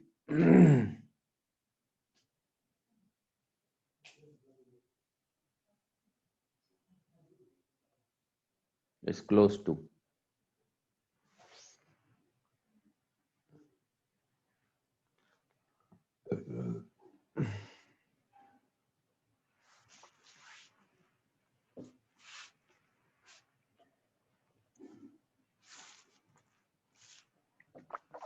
फिर से अच्छा आपके लिए थोड़ा डिफरेंट है। अब आप सोच लगा पाओगे तो लगा पाओगे, अभी तक जैसे हमने कर रखे हैं देखो उन सबसे डिफरेंट है। हाँ अभी हमने जो रिसेंटली दो किया, ये वाला और इससे पहले वाला, उसमें थोड़ी सी सिमिलरिटी थी, अभी लेफ्ट वाला थोड़ा अलग ही है। तो देखो लेफ्ट में क्या हो रहा होगा, मोटर क्या करेगी, एक मोटर ने फोर्स लगाया होगा, ये मोटर फोर्स लगा रही है, एफ एम ओ लिख लेते हैं, ठीक है। फ्रिक्शन का ऑब्वियस सी बात है नीचे को लगेगा, और एक ग्रेविटी का लगेगा। फ्रिक्शन का कितना दे रखा है उसने, 4000 न्यूटन, है ना। इसका एमसी का दे रखा होगा 20,000, 2000 केजी की है फुल लोड पे, फुल लोड पे बताना है आपको। अब 60 हॉर्स पावर की है, तो 60 हॉर्स पावर क्या दे रखा है, 60, एक हॉर्स पावर कितना लेने को बोल रहा है, 746 बोला है, कितना बोला है, कितना बोल रखा है उसने, 746। है ना। तो ये किसकी पावर है, देखो पहली बात तो वो लिफ्ट आपकी कांस्टेंट स्पीड से जा रही होगी, अगर कांस्टेंट स्पीड से जा रही है इसका क्या मतलब हो गया। सर सही फ्रिक्शन कहाँ से लग रहा है? फ्रिक्शन एलिवेटर जब साइड में रेल्स में चलेगा ना, उसमें चलता है ना साइड वाले में, तो वहां पर रेजिस्टेंस तो आएगा ही कुछ ना कुछ, आई बात समझ में, अरे पल्ले पड़ी बात। सर सर तो दोनों साइड पे लगेगा ना? हाँ तो वो नेट बोल रखा है ना, नेट फ्रिक्शन होता है वो, जब भी आपको बोल रहा है लिफ्ट में इतना फ्रिक्शन लग रहा है तो बस वो टोटल दे दिया उसने। किसी बॉडी पर अगर फ्रिक्शन, अब मान लो मैं ऐसे भी चिपक के चल रहा हूँ, ऐसे चिपक के चल रहा हूँ इससे, तो यहाँ से भी फ्रिक्शन आएगा और जमीन से भी फ्रिक्शन आएगा, तो जब आपको बोल रहा हूँ मेरे पास फ्रिक्शन इतना लग रहा है, मतलब मैं नेट फ्रिक्शन दे रहा हूँ, ठीक है। अरे आई बात समझ में। हाँ सर। तो उसने बोला है वो कितनी स्पीड से चल रहा होगा, ऑब्वियस सी बात है अगर उसने स्पीड पूछ रखी हो कांस्टेंट हो रही होगी, और अगर ये कांस्टेंट है, पहली चीज अगर ये कांस्टेंट है, क्लोज टू बोल रहा है, ठीक है, जिस हिसाब से उसकी सिचुएशन है वो वेलोसिटी को कांस्टेंट रख रहा होगा, तभी तो पूछा है उसने, कोई टाइम पर थोड़ा ना पूछा है। तो ऑब्वियस सी बात है लिफ्ट एक बार शुरू में होती है एक्सलेट, उसके बाद मान लो आप 0 से लेकर 20th फ्लोर तक जा रहे हो, तो शुरू में इनिशियल में एक्सलेट होगी, उसके बाद तो एक ही स्पीड से जाती है, तो ये उस बीच की कहानी की बात कर रहा है, ये कौन कितनी स्पीड से जा रही होगी। v कांस्टेंट है, मतलब a 0 होगा, यानी f नेट 0 हो जाएगा, और अगर f नेट 0 होता है मेरे ख्याल से f एमओ आपका 20,000 प्लस 4,000 हो जाएगा। देखो अपने दिमाग में ऐसे स्टोरी चलाया करो। ये हो गया आपका, मेरे को पता चल गया भाई ये इतना न्यूटन फोर्स लग रहा है। कहानी समझ में आई?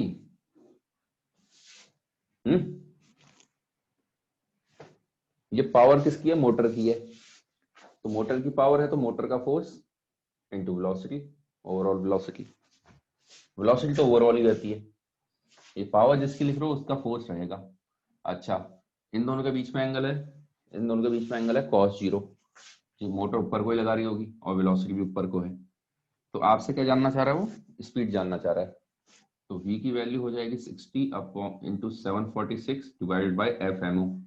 कितना आ गया? 24 10। अब इसको सॉल्व कर लो। अब सॉल्व कर लोगे इसको, क्लोज टू कैलकुलेशन ही करनी है यार अब तो। एक जीरो से जीरो गया, कितने से आएगा? 6 4 जा 400 हो गया 746। यानी 7.46 डिवाइड बाय 4 हो गया है, यानी 1 पॉइंट कितना आएगा? 3 4 8 जा 32, 2 कैरी 2 26 4 5 6 जा 24। कुछ है क्या ऐसा ऑप्शन?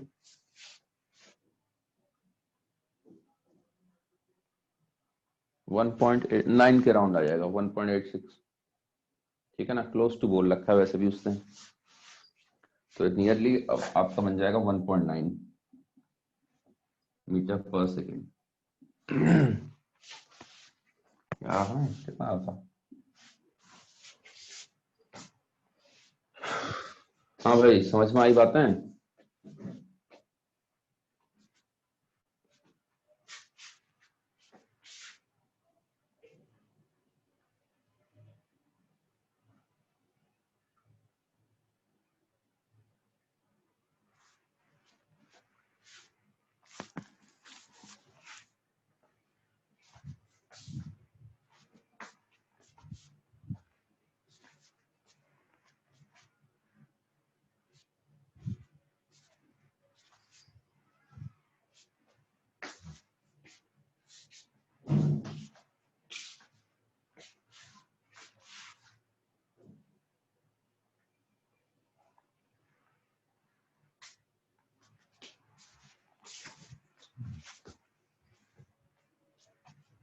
हटा दो उसको।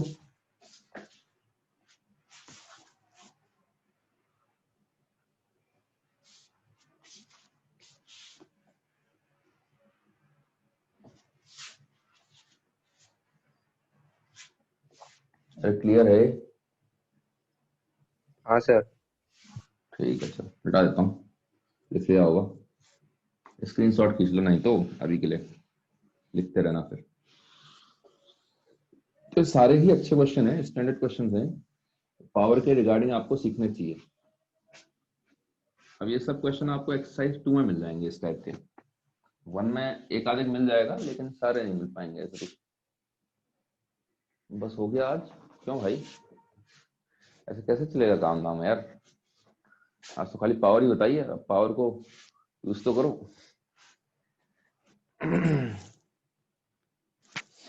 उस दिन भी बस आज 1.5 घंटे में ऐसे करने लगे तो हो गया यार। फिजिक्स का तो सिलेबस कंप्लीट ही नहीं होगा अभी। चलो देखो अगले पे आओ। अगली चीज है आपका जो कॉन्सेप्ट है, क्या उसमें पोटेंशियल एनर्जी का कॉन्सेप्ट होगा। देखो अगला कॉन्सेप्ट मॉड्यूल में देख लो एक बार। पोटेंशियल एनर्जी पढ़ा रहे हैं, उसके बाद क्या है?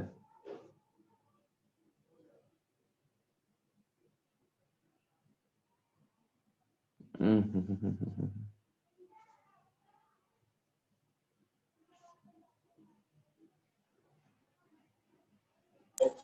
हाँ सर, पोटेंशियल एनर्जी।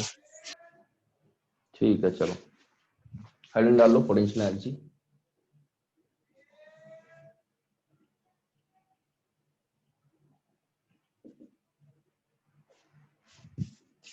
लिख लो, इसमें लिख लो, it is the energy possessed by a body, the energy possessed by a body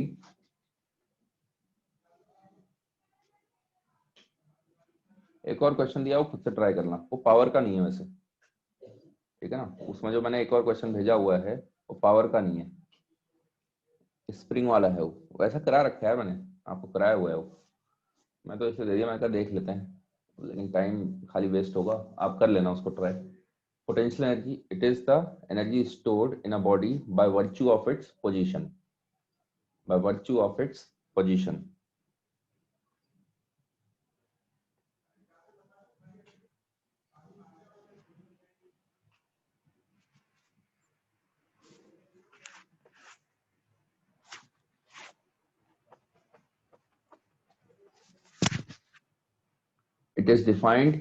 It is defined only for conservative forces. Potential energy is defined only for, is associated with, potential energy is always associated with conservative forces only. Is always associated with conservative forces only.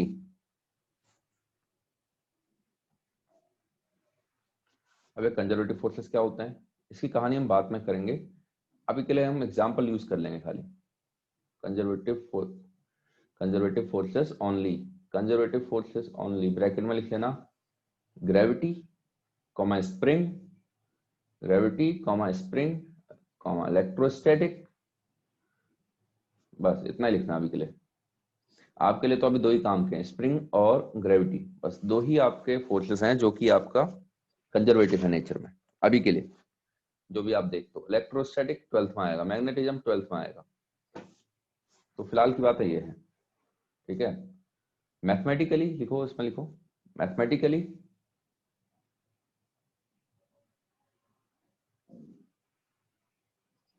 change in potential energy is equal to, mathematically change in potential energy is equal to negative of change in potential energy is equal to negative of work done by conservative force, negative of work done by conservative force.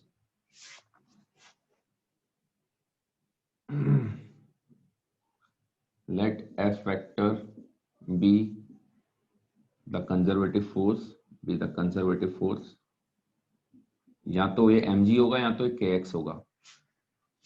Generally जो हम देखते हैं उनमें से ये दो forces हैं, ठीक है। Be the conservative force, then du जो डिफाइन होगा चेंज, स्मॉल चेंज, हम स्मॉल चेंज को लेके चलते हैं, minus F dot D R हो जाएगा, नेगेटिव ऑफ वर्क डन तो पोटेंशियल एनर्जी। पूरे को लिखोगे, इंटीग्रेट करोगे तो डेल्टा यू क्या बन जाएगा, डी यू का इंटीग्रेशन क्या बनेगा, इसको इंटीग्रेट करते हो अगर दोनों साइड, माइनस का F dot D R, work done क्या होता है, छोटा सा वर्क डन हम ऐसे डिफाइन करते थे, ये क्या दे देगा delta u, u final minus u initial, यानी delta u is equal to minus integration of f dot D r, और work negative of work done by conservative force, conservative force, ये हो जाएगा आपका डेल्टा यू, ठीक है। अब हम सबसे पहले डिफाइन करते हैं gravitational potential energy, gravitational potential energy, इस पर आ जाओ बातें। हाँ भाई बताओ, अगर यहाँ का 1 है, u1 इज इक्वल टू 0 है, ठीक है। अब एग्जांपल से ही समझते जाओ बस, यहां से h हाइट पर अगर आपको निकालना है, h हाइट पर लेके गए आप, यहाँ का u2 आपको फाइंड आउट करना है, इसका मास है m, तो कैसे करोगे भाई, यहां से यहां लेके जा रहा हूं, ठीक है। इनिशियल से final, work done by gravity कितना हो गया, वर्क डन बाय ग्रेविटी फटाफट बताओ यार, वर्क डन बाय ग्रेविटी यहां से यहां ले जाने में minus mgh, minus M G H आया, तो वर्क डन बाय ग्रेविटी कितना हो जाएगा, माइनस का डेल्टा यू, चाहे तो माइनस इधर लिख लो ना, चाहे तो माइनस इधर लिख लो, माइनस इधर लिख लो, कोई फर्क नहीं पड़ता। तो ये आया, चलो ऐसे रहने दो। तो हमें पता है डेल्टा यू क्या होता है, minus of work done by gravity, यानी minus minus minus minus mgh, ये आपको बना देगा mgh। mgh क्या हो जाएगा आपका डेल्टा यू। डेल्टा यू क्या है, u2 माइनस u1। ठीक है, ऐसे रहने दो, अभी जीरो मत करना। अब यहां पर लिखो if u1 is equal to 0, this implies u2 की वैल्यू mgh होगी। ठीक है, अब यहां से पॉइंट लिखते जाना, ये हो क्या। अब सपोज कर लो इफ u1 को आपने मान रखा है 15 जूल, तो u2 हो जाएगा mgh प्लस 15 जूल प्लस 15, है ना, 15 दे रखा है, u1 दे रखा है 15 जूल। अच्छा, इफ u2 को आप जीरो मान ले, तो अगर आपको u2 जीरो दे रखा है तो u1 निकालना है मान लो, तो u2 जीरो होगा तो u1 आपका माइनस का mgh हो जाएगा। यानी जो आपने पढ़ा है यहां से यहां जाने में mgh हो जाता है, वो चेंज पढ़ा है आपने, वो ये नहीं होता है, वो यहाँ की mgh होगी जब यहाँ की जीरो ले रहे होगे। ठीक है, जो आप बोल दो तो फट से यहाँ mgh हो जाएगी, h हाइट पर गए mgh हो गई। और ऊपर से बातें तब तक वैलिड है जब तक हम यहाँ पर g को कांस्टेंट लेते हुए चल रहे हैं, बहुत ज्यादा हाइट पर नहीं जा रहे हम। u पोटेंशियल एनर्जी हम u पोटेंशियल एनर्जी हम u से डिनोट करेंगे। ठीक है, पोटेंशियल एनर्जी आपका u से डिनोट होता है, कैपिटल U से। तो ये सिनेरियो हो जाता है आपका। तो ये याद रखना, पहली बात तो हम जी को कांस्टेंट लेते हुए चल रहे हैं, यानी हम अर्थ से बहुत ज्यादा ऊपर नहीं जा रहे, छोटे मोटे कैलकुलेशन 50 मीटर 100 मीटर। अब ऐसा ना हो कि आप 2000 किलोमीटर चले गए ऊपर, तब एमजीएच वाला फंडा नहीं लगेगा। क्यों नहीं लगेगा, जी फिक्स नहीं होगा। आप 100 मीटर तक 200 मीटर तक आप मान सकते हो कि चलो फिक्स हो जाएगा। ठीक है, तो ये वाले कॉन्सेप्ट लगेंगे। उसमें क्या लगेगा जब 2000 किलोमीटर तक जाओगे, उसके लिए ग्रेविटेशन चैप्टर, प्रॉपर ग्रेविटेशन ही पढ़ना है उसमें। तो फिलहाल बात रही इसकी, तो वर्क डन बाय ग्रेविटी हो गया माइनस mgh, और हमें पता है डेल्टा यू आपका माइनस ये होता है। तो ये सिनेरियो हो गया। ठीक है, अब इसमें से कुछ एक दिया होगा। अच्छा चलो नीचे लेके आ जाते, अगर ऊपर से नीचे लाते तो भी फिर से ऐसे ही फंडा लगाते हम। वर्क डन बाय ग्रेविटी आपका प्लस का mgh हो जाता, और डेल्टा यू में होता u1 माइनस u2, बात एक ही आती। ठीक है ना, कहीं से कहीं ले जाओ, मैटर नहीं कर रहा, सही से लिखना बस। भाई इतना लिखना आया क्या, ये समझ में आया? Yes sir. ठीक है ना, इतना समझना बहुत जरूरी है। ठीक है, तो ये सिनेरियो हो जाता है। फिर अब ये समझ के ये समझ में आई बातें, इधर की बातें क्या कह रहा हूं मैं, कि आप जो यहाँ से यहाँ हाइट पर ले जाते हो, आप सीधे mgh बोल दो। तो भाई mgh तब बोलोगे जब यहाँ का जीरो मानोगे, आप यहाँ का जीरो मानोगे तो तब यहाँ का mgh होगा। क्लियर है बातें? Yes sir. ठीक है,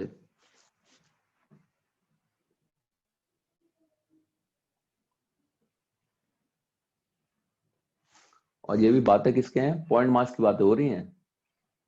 अभी हम लेंगे रॉड ले लेंगे, रिंग ले लेंगे, चीजें बदल जाती हैं थोड़ी सी।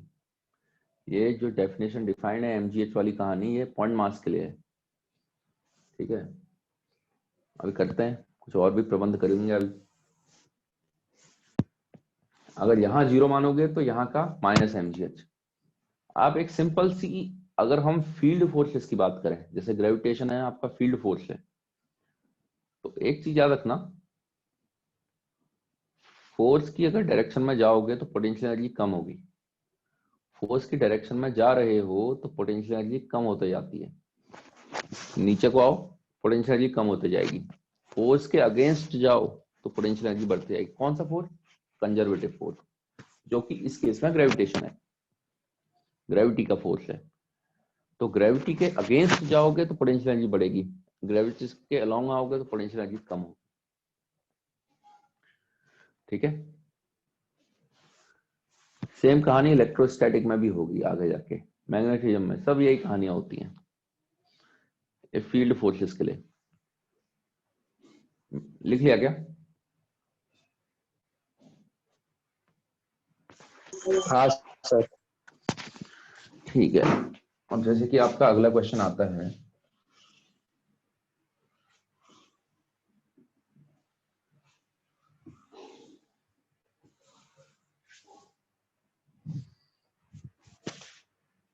क्वेश्चन ये है, find potential energy of rod. Find potential energy of rod shown. ऐसे करके रॉड दे रखी है आपको, ठीक है। यहां पर यू को कह रहा है जीरो मान लो, यहां पर पोटेंशियल एनर्जी को जीरो मान लो। रॉड का मास दे रखा है आपको, रॉड का मास है m, टोटल मास m है, लेंथ है l। तो अब रॉड की पोटेंशियल एनर्जी माननी है। अब रॉड का कैसे मानोगे भाई? mgs तो लगा दो, चलो यहाँ पर जीरो है तो अगर ये पॉइंट मास होता तो मैं लगा देता mgs हो जाती। अब पॉइंट मास तो नहीं है, अब इसमें दिक्कत आएगी, ठीक है। अब पॉइंट मास तो नहीं है, इसमें दिक्कत आएगी। हाँ भाई, क्या कर सकते हो इसमें? किसी के दिमाग में कुछ तो आइडिया आ रहा होगा। इसका मास कहाँ एज्यूम कर सकते हो? इसका मास कहाँ एज्यूम कर सकते? L/2 पर, ठीक है ना, सेंटर ऑफ मास पर। तो या तो वो करो, ठीक है। लेकिन अब आपको इंटीग्रेशन भी सीख ही लो, आप इसमें एलिमेंट लेना सीख लो। हमने पॉइंट मास के लिए डिफाइन कर रखा है, देखो जरा ध्यान देना। आंसर वही आएगा, mgL/2 आएगा आंसर तो, लेकिन ये सीखो तरीका, ये बहुत काम का है। यहां से x पर जाओ या फिर y पर जाओ। देखो y पर जाके एक dy थिकनेस का एलिमेंट ले लो, y पर जाके एक dy थिकनेस की एलिमेंट ले लो। अब नई चीज सीख रहे हो आप, इंटीग्रेशन वाली चीजें। और ये आपके सेंटर ऑफ मास, रोटेशन, फिर ग्रेविटेशन, फिर उसके बाद आपका आएगा हीट ट्रांसफर, फिर उसके अगले साल इलेक्ट्रोस्टैटिक, और उस मैग्नेटिज्म, करंट, फिर वहां क्या बोलते हैं मॉडर्न फिजिक्स, उधर भी काम आएगा। तो एलिमेंट लेना तो सीख लो। 4-5 चीजें हैं जिसमें एलिमेंट लेना सीखते हो आप, रॉड, रिंग, डिस्क, ये 3 तो आने ही चाहिए, ढंग से आने चाहिए। फिर आपका हॉलो स्फीयर, सॉलिड स्फीयर, 5 चीजें हैं। इन सब का सब में एक ही होता है, सारे चैप्टरों में एक ही तरीका होता है, ठीक है। तो हर एक का लेकिन अलग अलग तरीका है, रिंग का अलग है, इसका अलग है, इसका अलग है। तो देखो रॉड का देख लो। सबसे पहले तो रॉड का हम ऐसे लेते हैं, यहाँ से y डिस्टेंस पे जाकर dy थिकनेस ले लो। इसका मास मान लो, let the mass of element, let the mass of element, element क्या है? Element dy be dm। तो क्या मैं dm को लिख सकता हूं? जरा ध्यान देना, l लेंथ पे m मास है, तो यूनिट लेंथ पे m/l हो जाएगा। तो dy थिकनेस पर मेरे ख्याल से मास हो जाएगा m/l इंटू dy। इसी को तो हमने dm बोला हुआ है। अरे इतनी बात समझ में आई?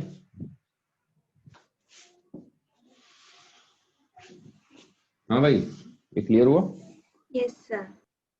ठीक है।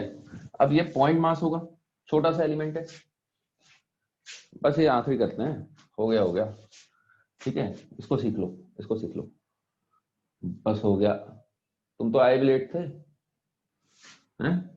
देखो अब ये होगा पॉइंट मास। अब इसके लिए तो मैं लगा सकता हूँ, इसकी पोटेंशियल एनर्जी कितनी हो जाएगी? इसकी potential energy, energy of element, element की पोटेंशियल एनर्जी कितनी हो गई है? ये हो जाएगी mgy। यहां जीरो है तो ऑब्वियस सी बात है इसकी mgy हो जाएगी, होगी कि नहीं होगी? अरे इतना समझ में आया? हाँ तो टोटल पोटेंशियल एनर्जी कैसे निकालोगे? टोटल पोटेंशियल एनर्जी ऐसे सारे उसको एड अप कर लो, potential energy of rod energy of rod क्या हो जाएगा, इसको इंटीग्रेट कर लो, जी वाई। अब यार वाई वेरिएबल है और यहाँ पर डीएम है, डीएम की जगह डी वाई होता तो इंटीग्रेट हो जाता आराम से, ठीक है। तो इसलिए हमने डीएम को ऐसे करके लिखा, डीएम को हमने लिख दिया m बाय एल, जी रहने दो, वाई वाई और यहाँ पर आ गया डी वाई। क्या आपको नहीं लगता इसमें से m बाय एल और g बाहर आ जाएंगे? कैपिटल M फिक्स है, लेंथ फिक्स है, g फिक्स है, y की वैल्यू बता दो कहां से कहां तक चलेगी। मेरे को पूरी रॉड कवर करनी है, तो y की लोअर लिमिट, y सबसे मिनिमम कितना हो सकता है? y सबसे मिनिमम 0। कौन बोल दिया भैया? मैक्सिमम कहां तक लोगे? रॉड कवर करनी है एल तक ले लोगे, क्योंकि देखो आपने y यहां से लिया हुआ है, ऐसे करके y ले रखा है, तो इसकी मैक्सिमम वैल्यू l, तो कितना हो जाएगा ये m by L G, Y D Y का इंटीग्रेशन हो जाएगा y स्क्वायर अपॉन 2, 0 से लेके l तक।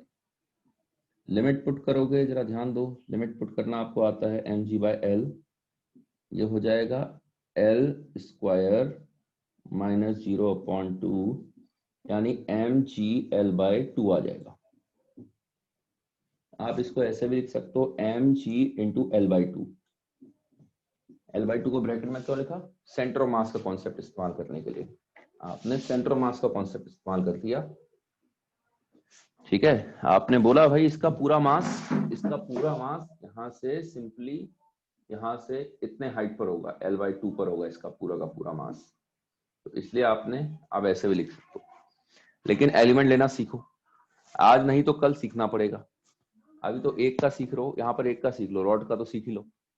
आपके आगे वहां पर देखना, सॉलिड एग्जांपल में रिंग भी दे रखी है, हाफ रिंग, ठीक है। हाफ रिंग का अगर, अब वो हम सेंटर मास वाले में ही सीखेंगे, यहाँ पर पहले बेसिक बेसिक सीख लो, एक रॉड सीख लो, बस रॉड बहुत है।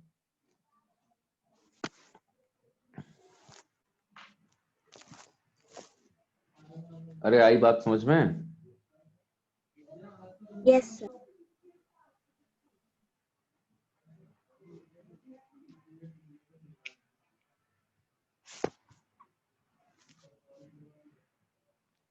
लिख लो, इसको लिख लो।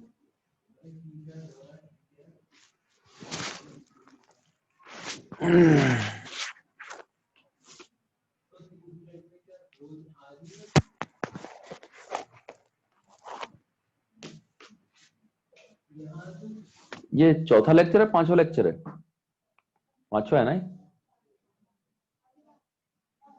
पांचवे सर।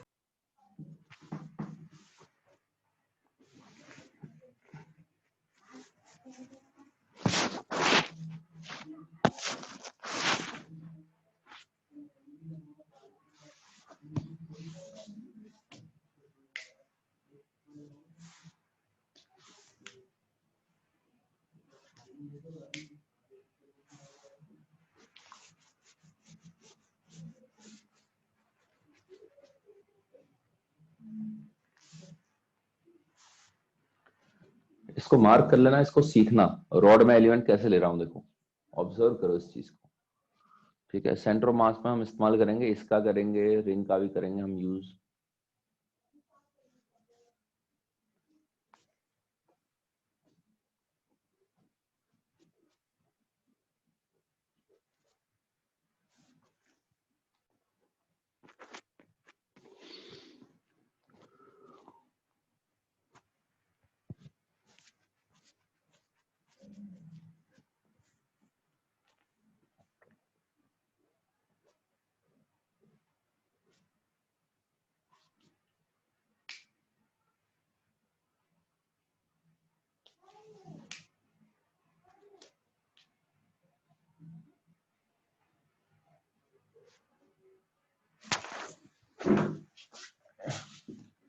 एक और तरीका, आसानी है तो, इसी का रॉड का लिख लो। रॉड अगर ऐसे हो गई, अब बता दो, अब इंटीग्रेशन वाला छोड़ दो तरीका, एम कॉमा एल की है, एम कॉमा एल लेंथ की, इसकी पोटेंशियल एनर्जी बताओ। और यहाँ पर 0 मान लेता हूँ तो इसकी पोटेंशियल एनर्जी बता दो, फटाफट बताओ इसकी potential energy. Centre of mass का कॉन्सेप्ट इस्तेमाल करो और पोटेंशियल एनर्जी बता दो इसकी कितनी आएगी।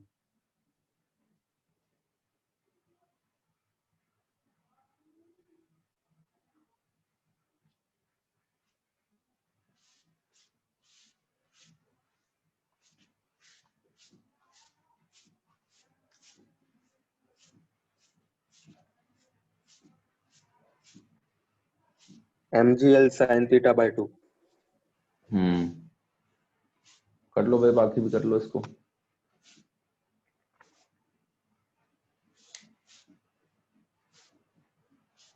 आज और भी क्लासेस हैं क्या तुम्हारी? शायद से केमिस्ट्री की है, सर ने कल बोला।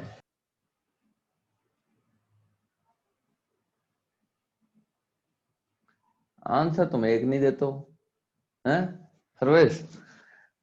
क्लास छोड़ने की बारी आई सबसे पहले। हाँ, वो बोला भी नहीं होगा सर ने। कौन एवाईडी सर पढ़ाते हैं, कौन पढ़ा रहे हैं तुम्हें? कामिश सर। अच्छा, ठीक है ठीक है। अरे इसका आंसर आ गया क्या? हाँ भाई, बाकियों का भी आ गया। सेंटर ऑफ मास का इस्तेमाल करो। इसका सेंटर मास यहाँ होगा बीचों बीच। कहाँ से? ये हो जाएगा L/2। हमें यहाँ का देखना है, हमें तो H से मतलब है। ये H पता चल जाए तो काम बन जाएगा हमारा। H की वैल्यू हो जाएगी L/2 का साइन थीटा। तो पोटेंशियल एनर्जी कितनी आ गई आपकी? हम ऐसा मान सकते हैं ये पूरा का पूरा मास इसके सेंटर पर लोकेटेड और सेंटर की हाइट कितनी आ रही है? L/2 का साइन थीटा। हाँ भाई कलाकारों, समझ में आ गई बात है? हाँ। और पढ़ोगे?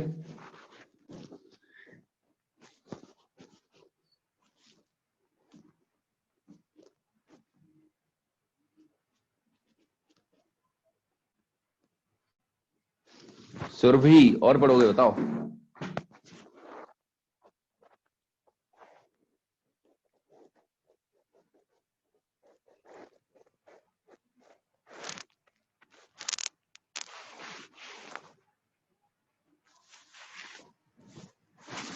फाइनल डिसीजन तो तिवारी जी लेंगे फिर। अब तिवारी जी बता दो फिर, और पढ़ना है क्या?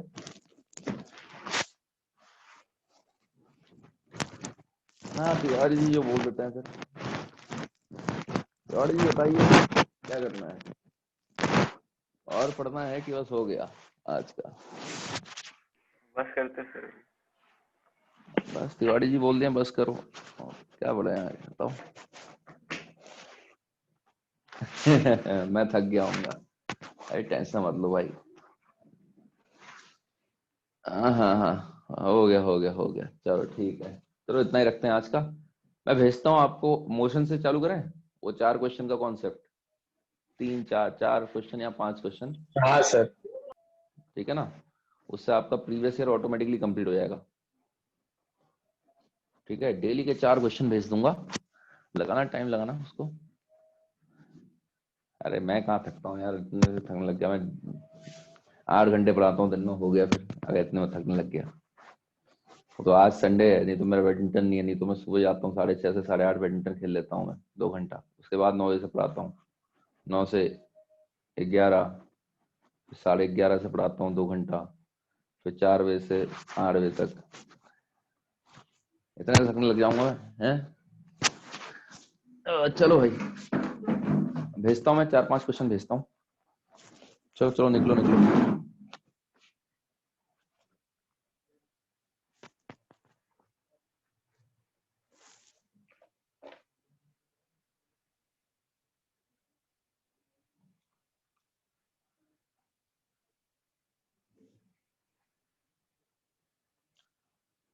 तिवारी जी एक बात बताओ। अरे हाँ तिवारी जी, सर। हाँ सर। तुम पर ये ऐप है जो मैंने ऐप बताई थी, कौन सी सर? वो जेई मेन वाली ऐप। डाउनलोड करता हूँ सर, ठीक है। मैं क्वेश्चन तो भेज दूंगा यार को, फिर आंसर जब मांगने की बारी आएगी तो तुम ही डाल देना आंसर, है ना? ठीक है सर, ऐप बता दीजिए सर नाम। हाँ ऐप वो जेई मेन प्रीवियस ईयर करके दिखेगा। वो किसी और पर है क्या तुम में से? बाकी मैंने बताई तो थी पहले यार। हाँ सर, है मेरे पास। किस पर है? अथर्व। तो तुम डाल देना फिर आंसर, है ना? ठीक है, मैं क्वेश्चन तो डाल दूंगा अभी, उसका आंसर बाद में डालना जब लोग सॉल्व कर लेंगे। हाँ समय सर, देना, ठीक है। हाँ शाम तक का समय देना सब लोगों को आराम से, उसके बाद डाल देना आंसर।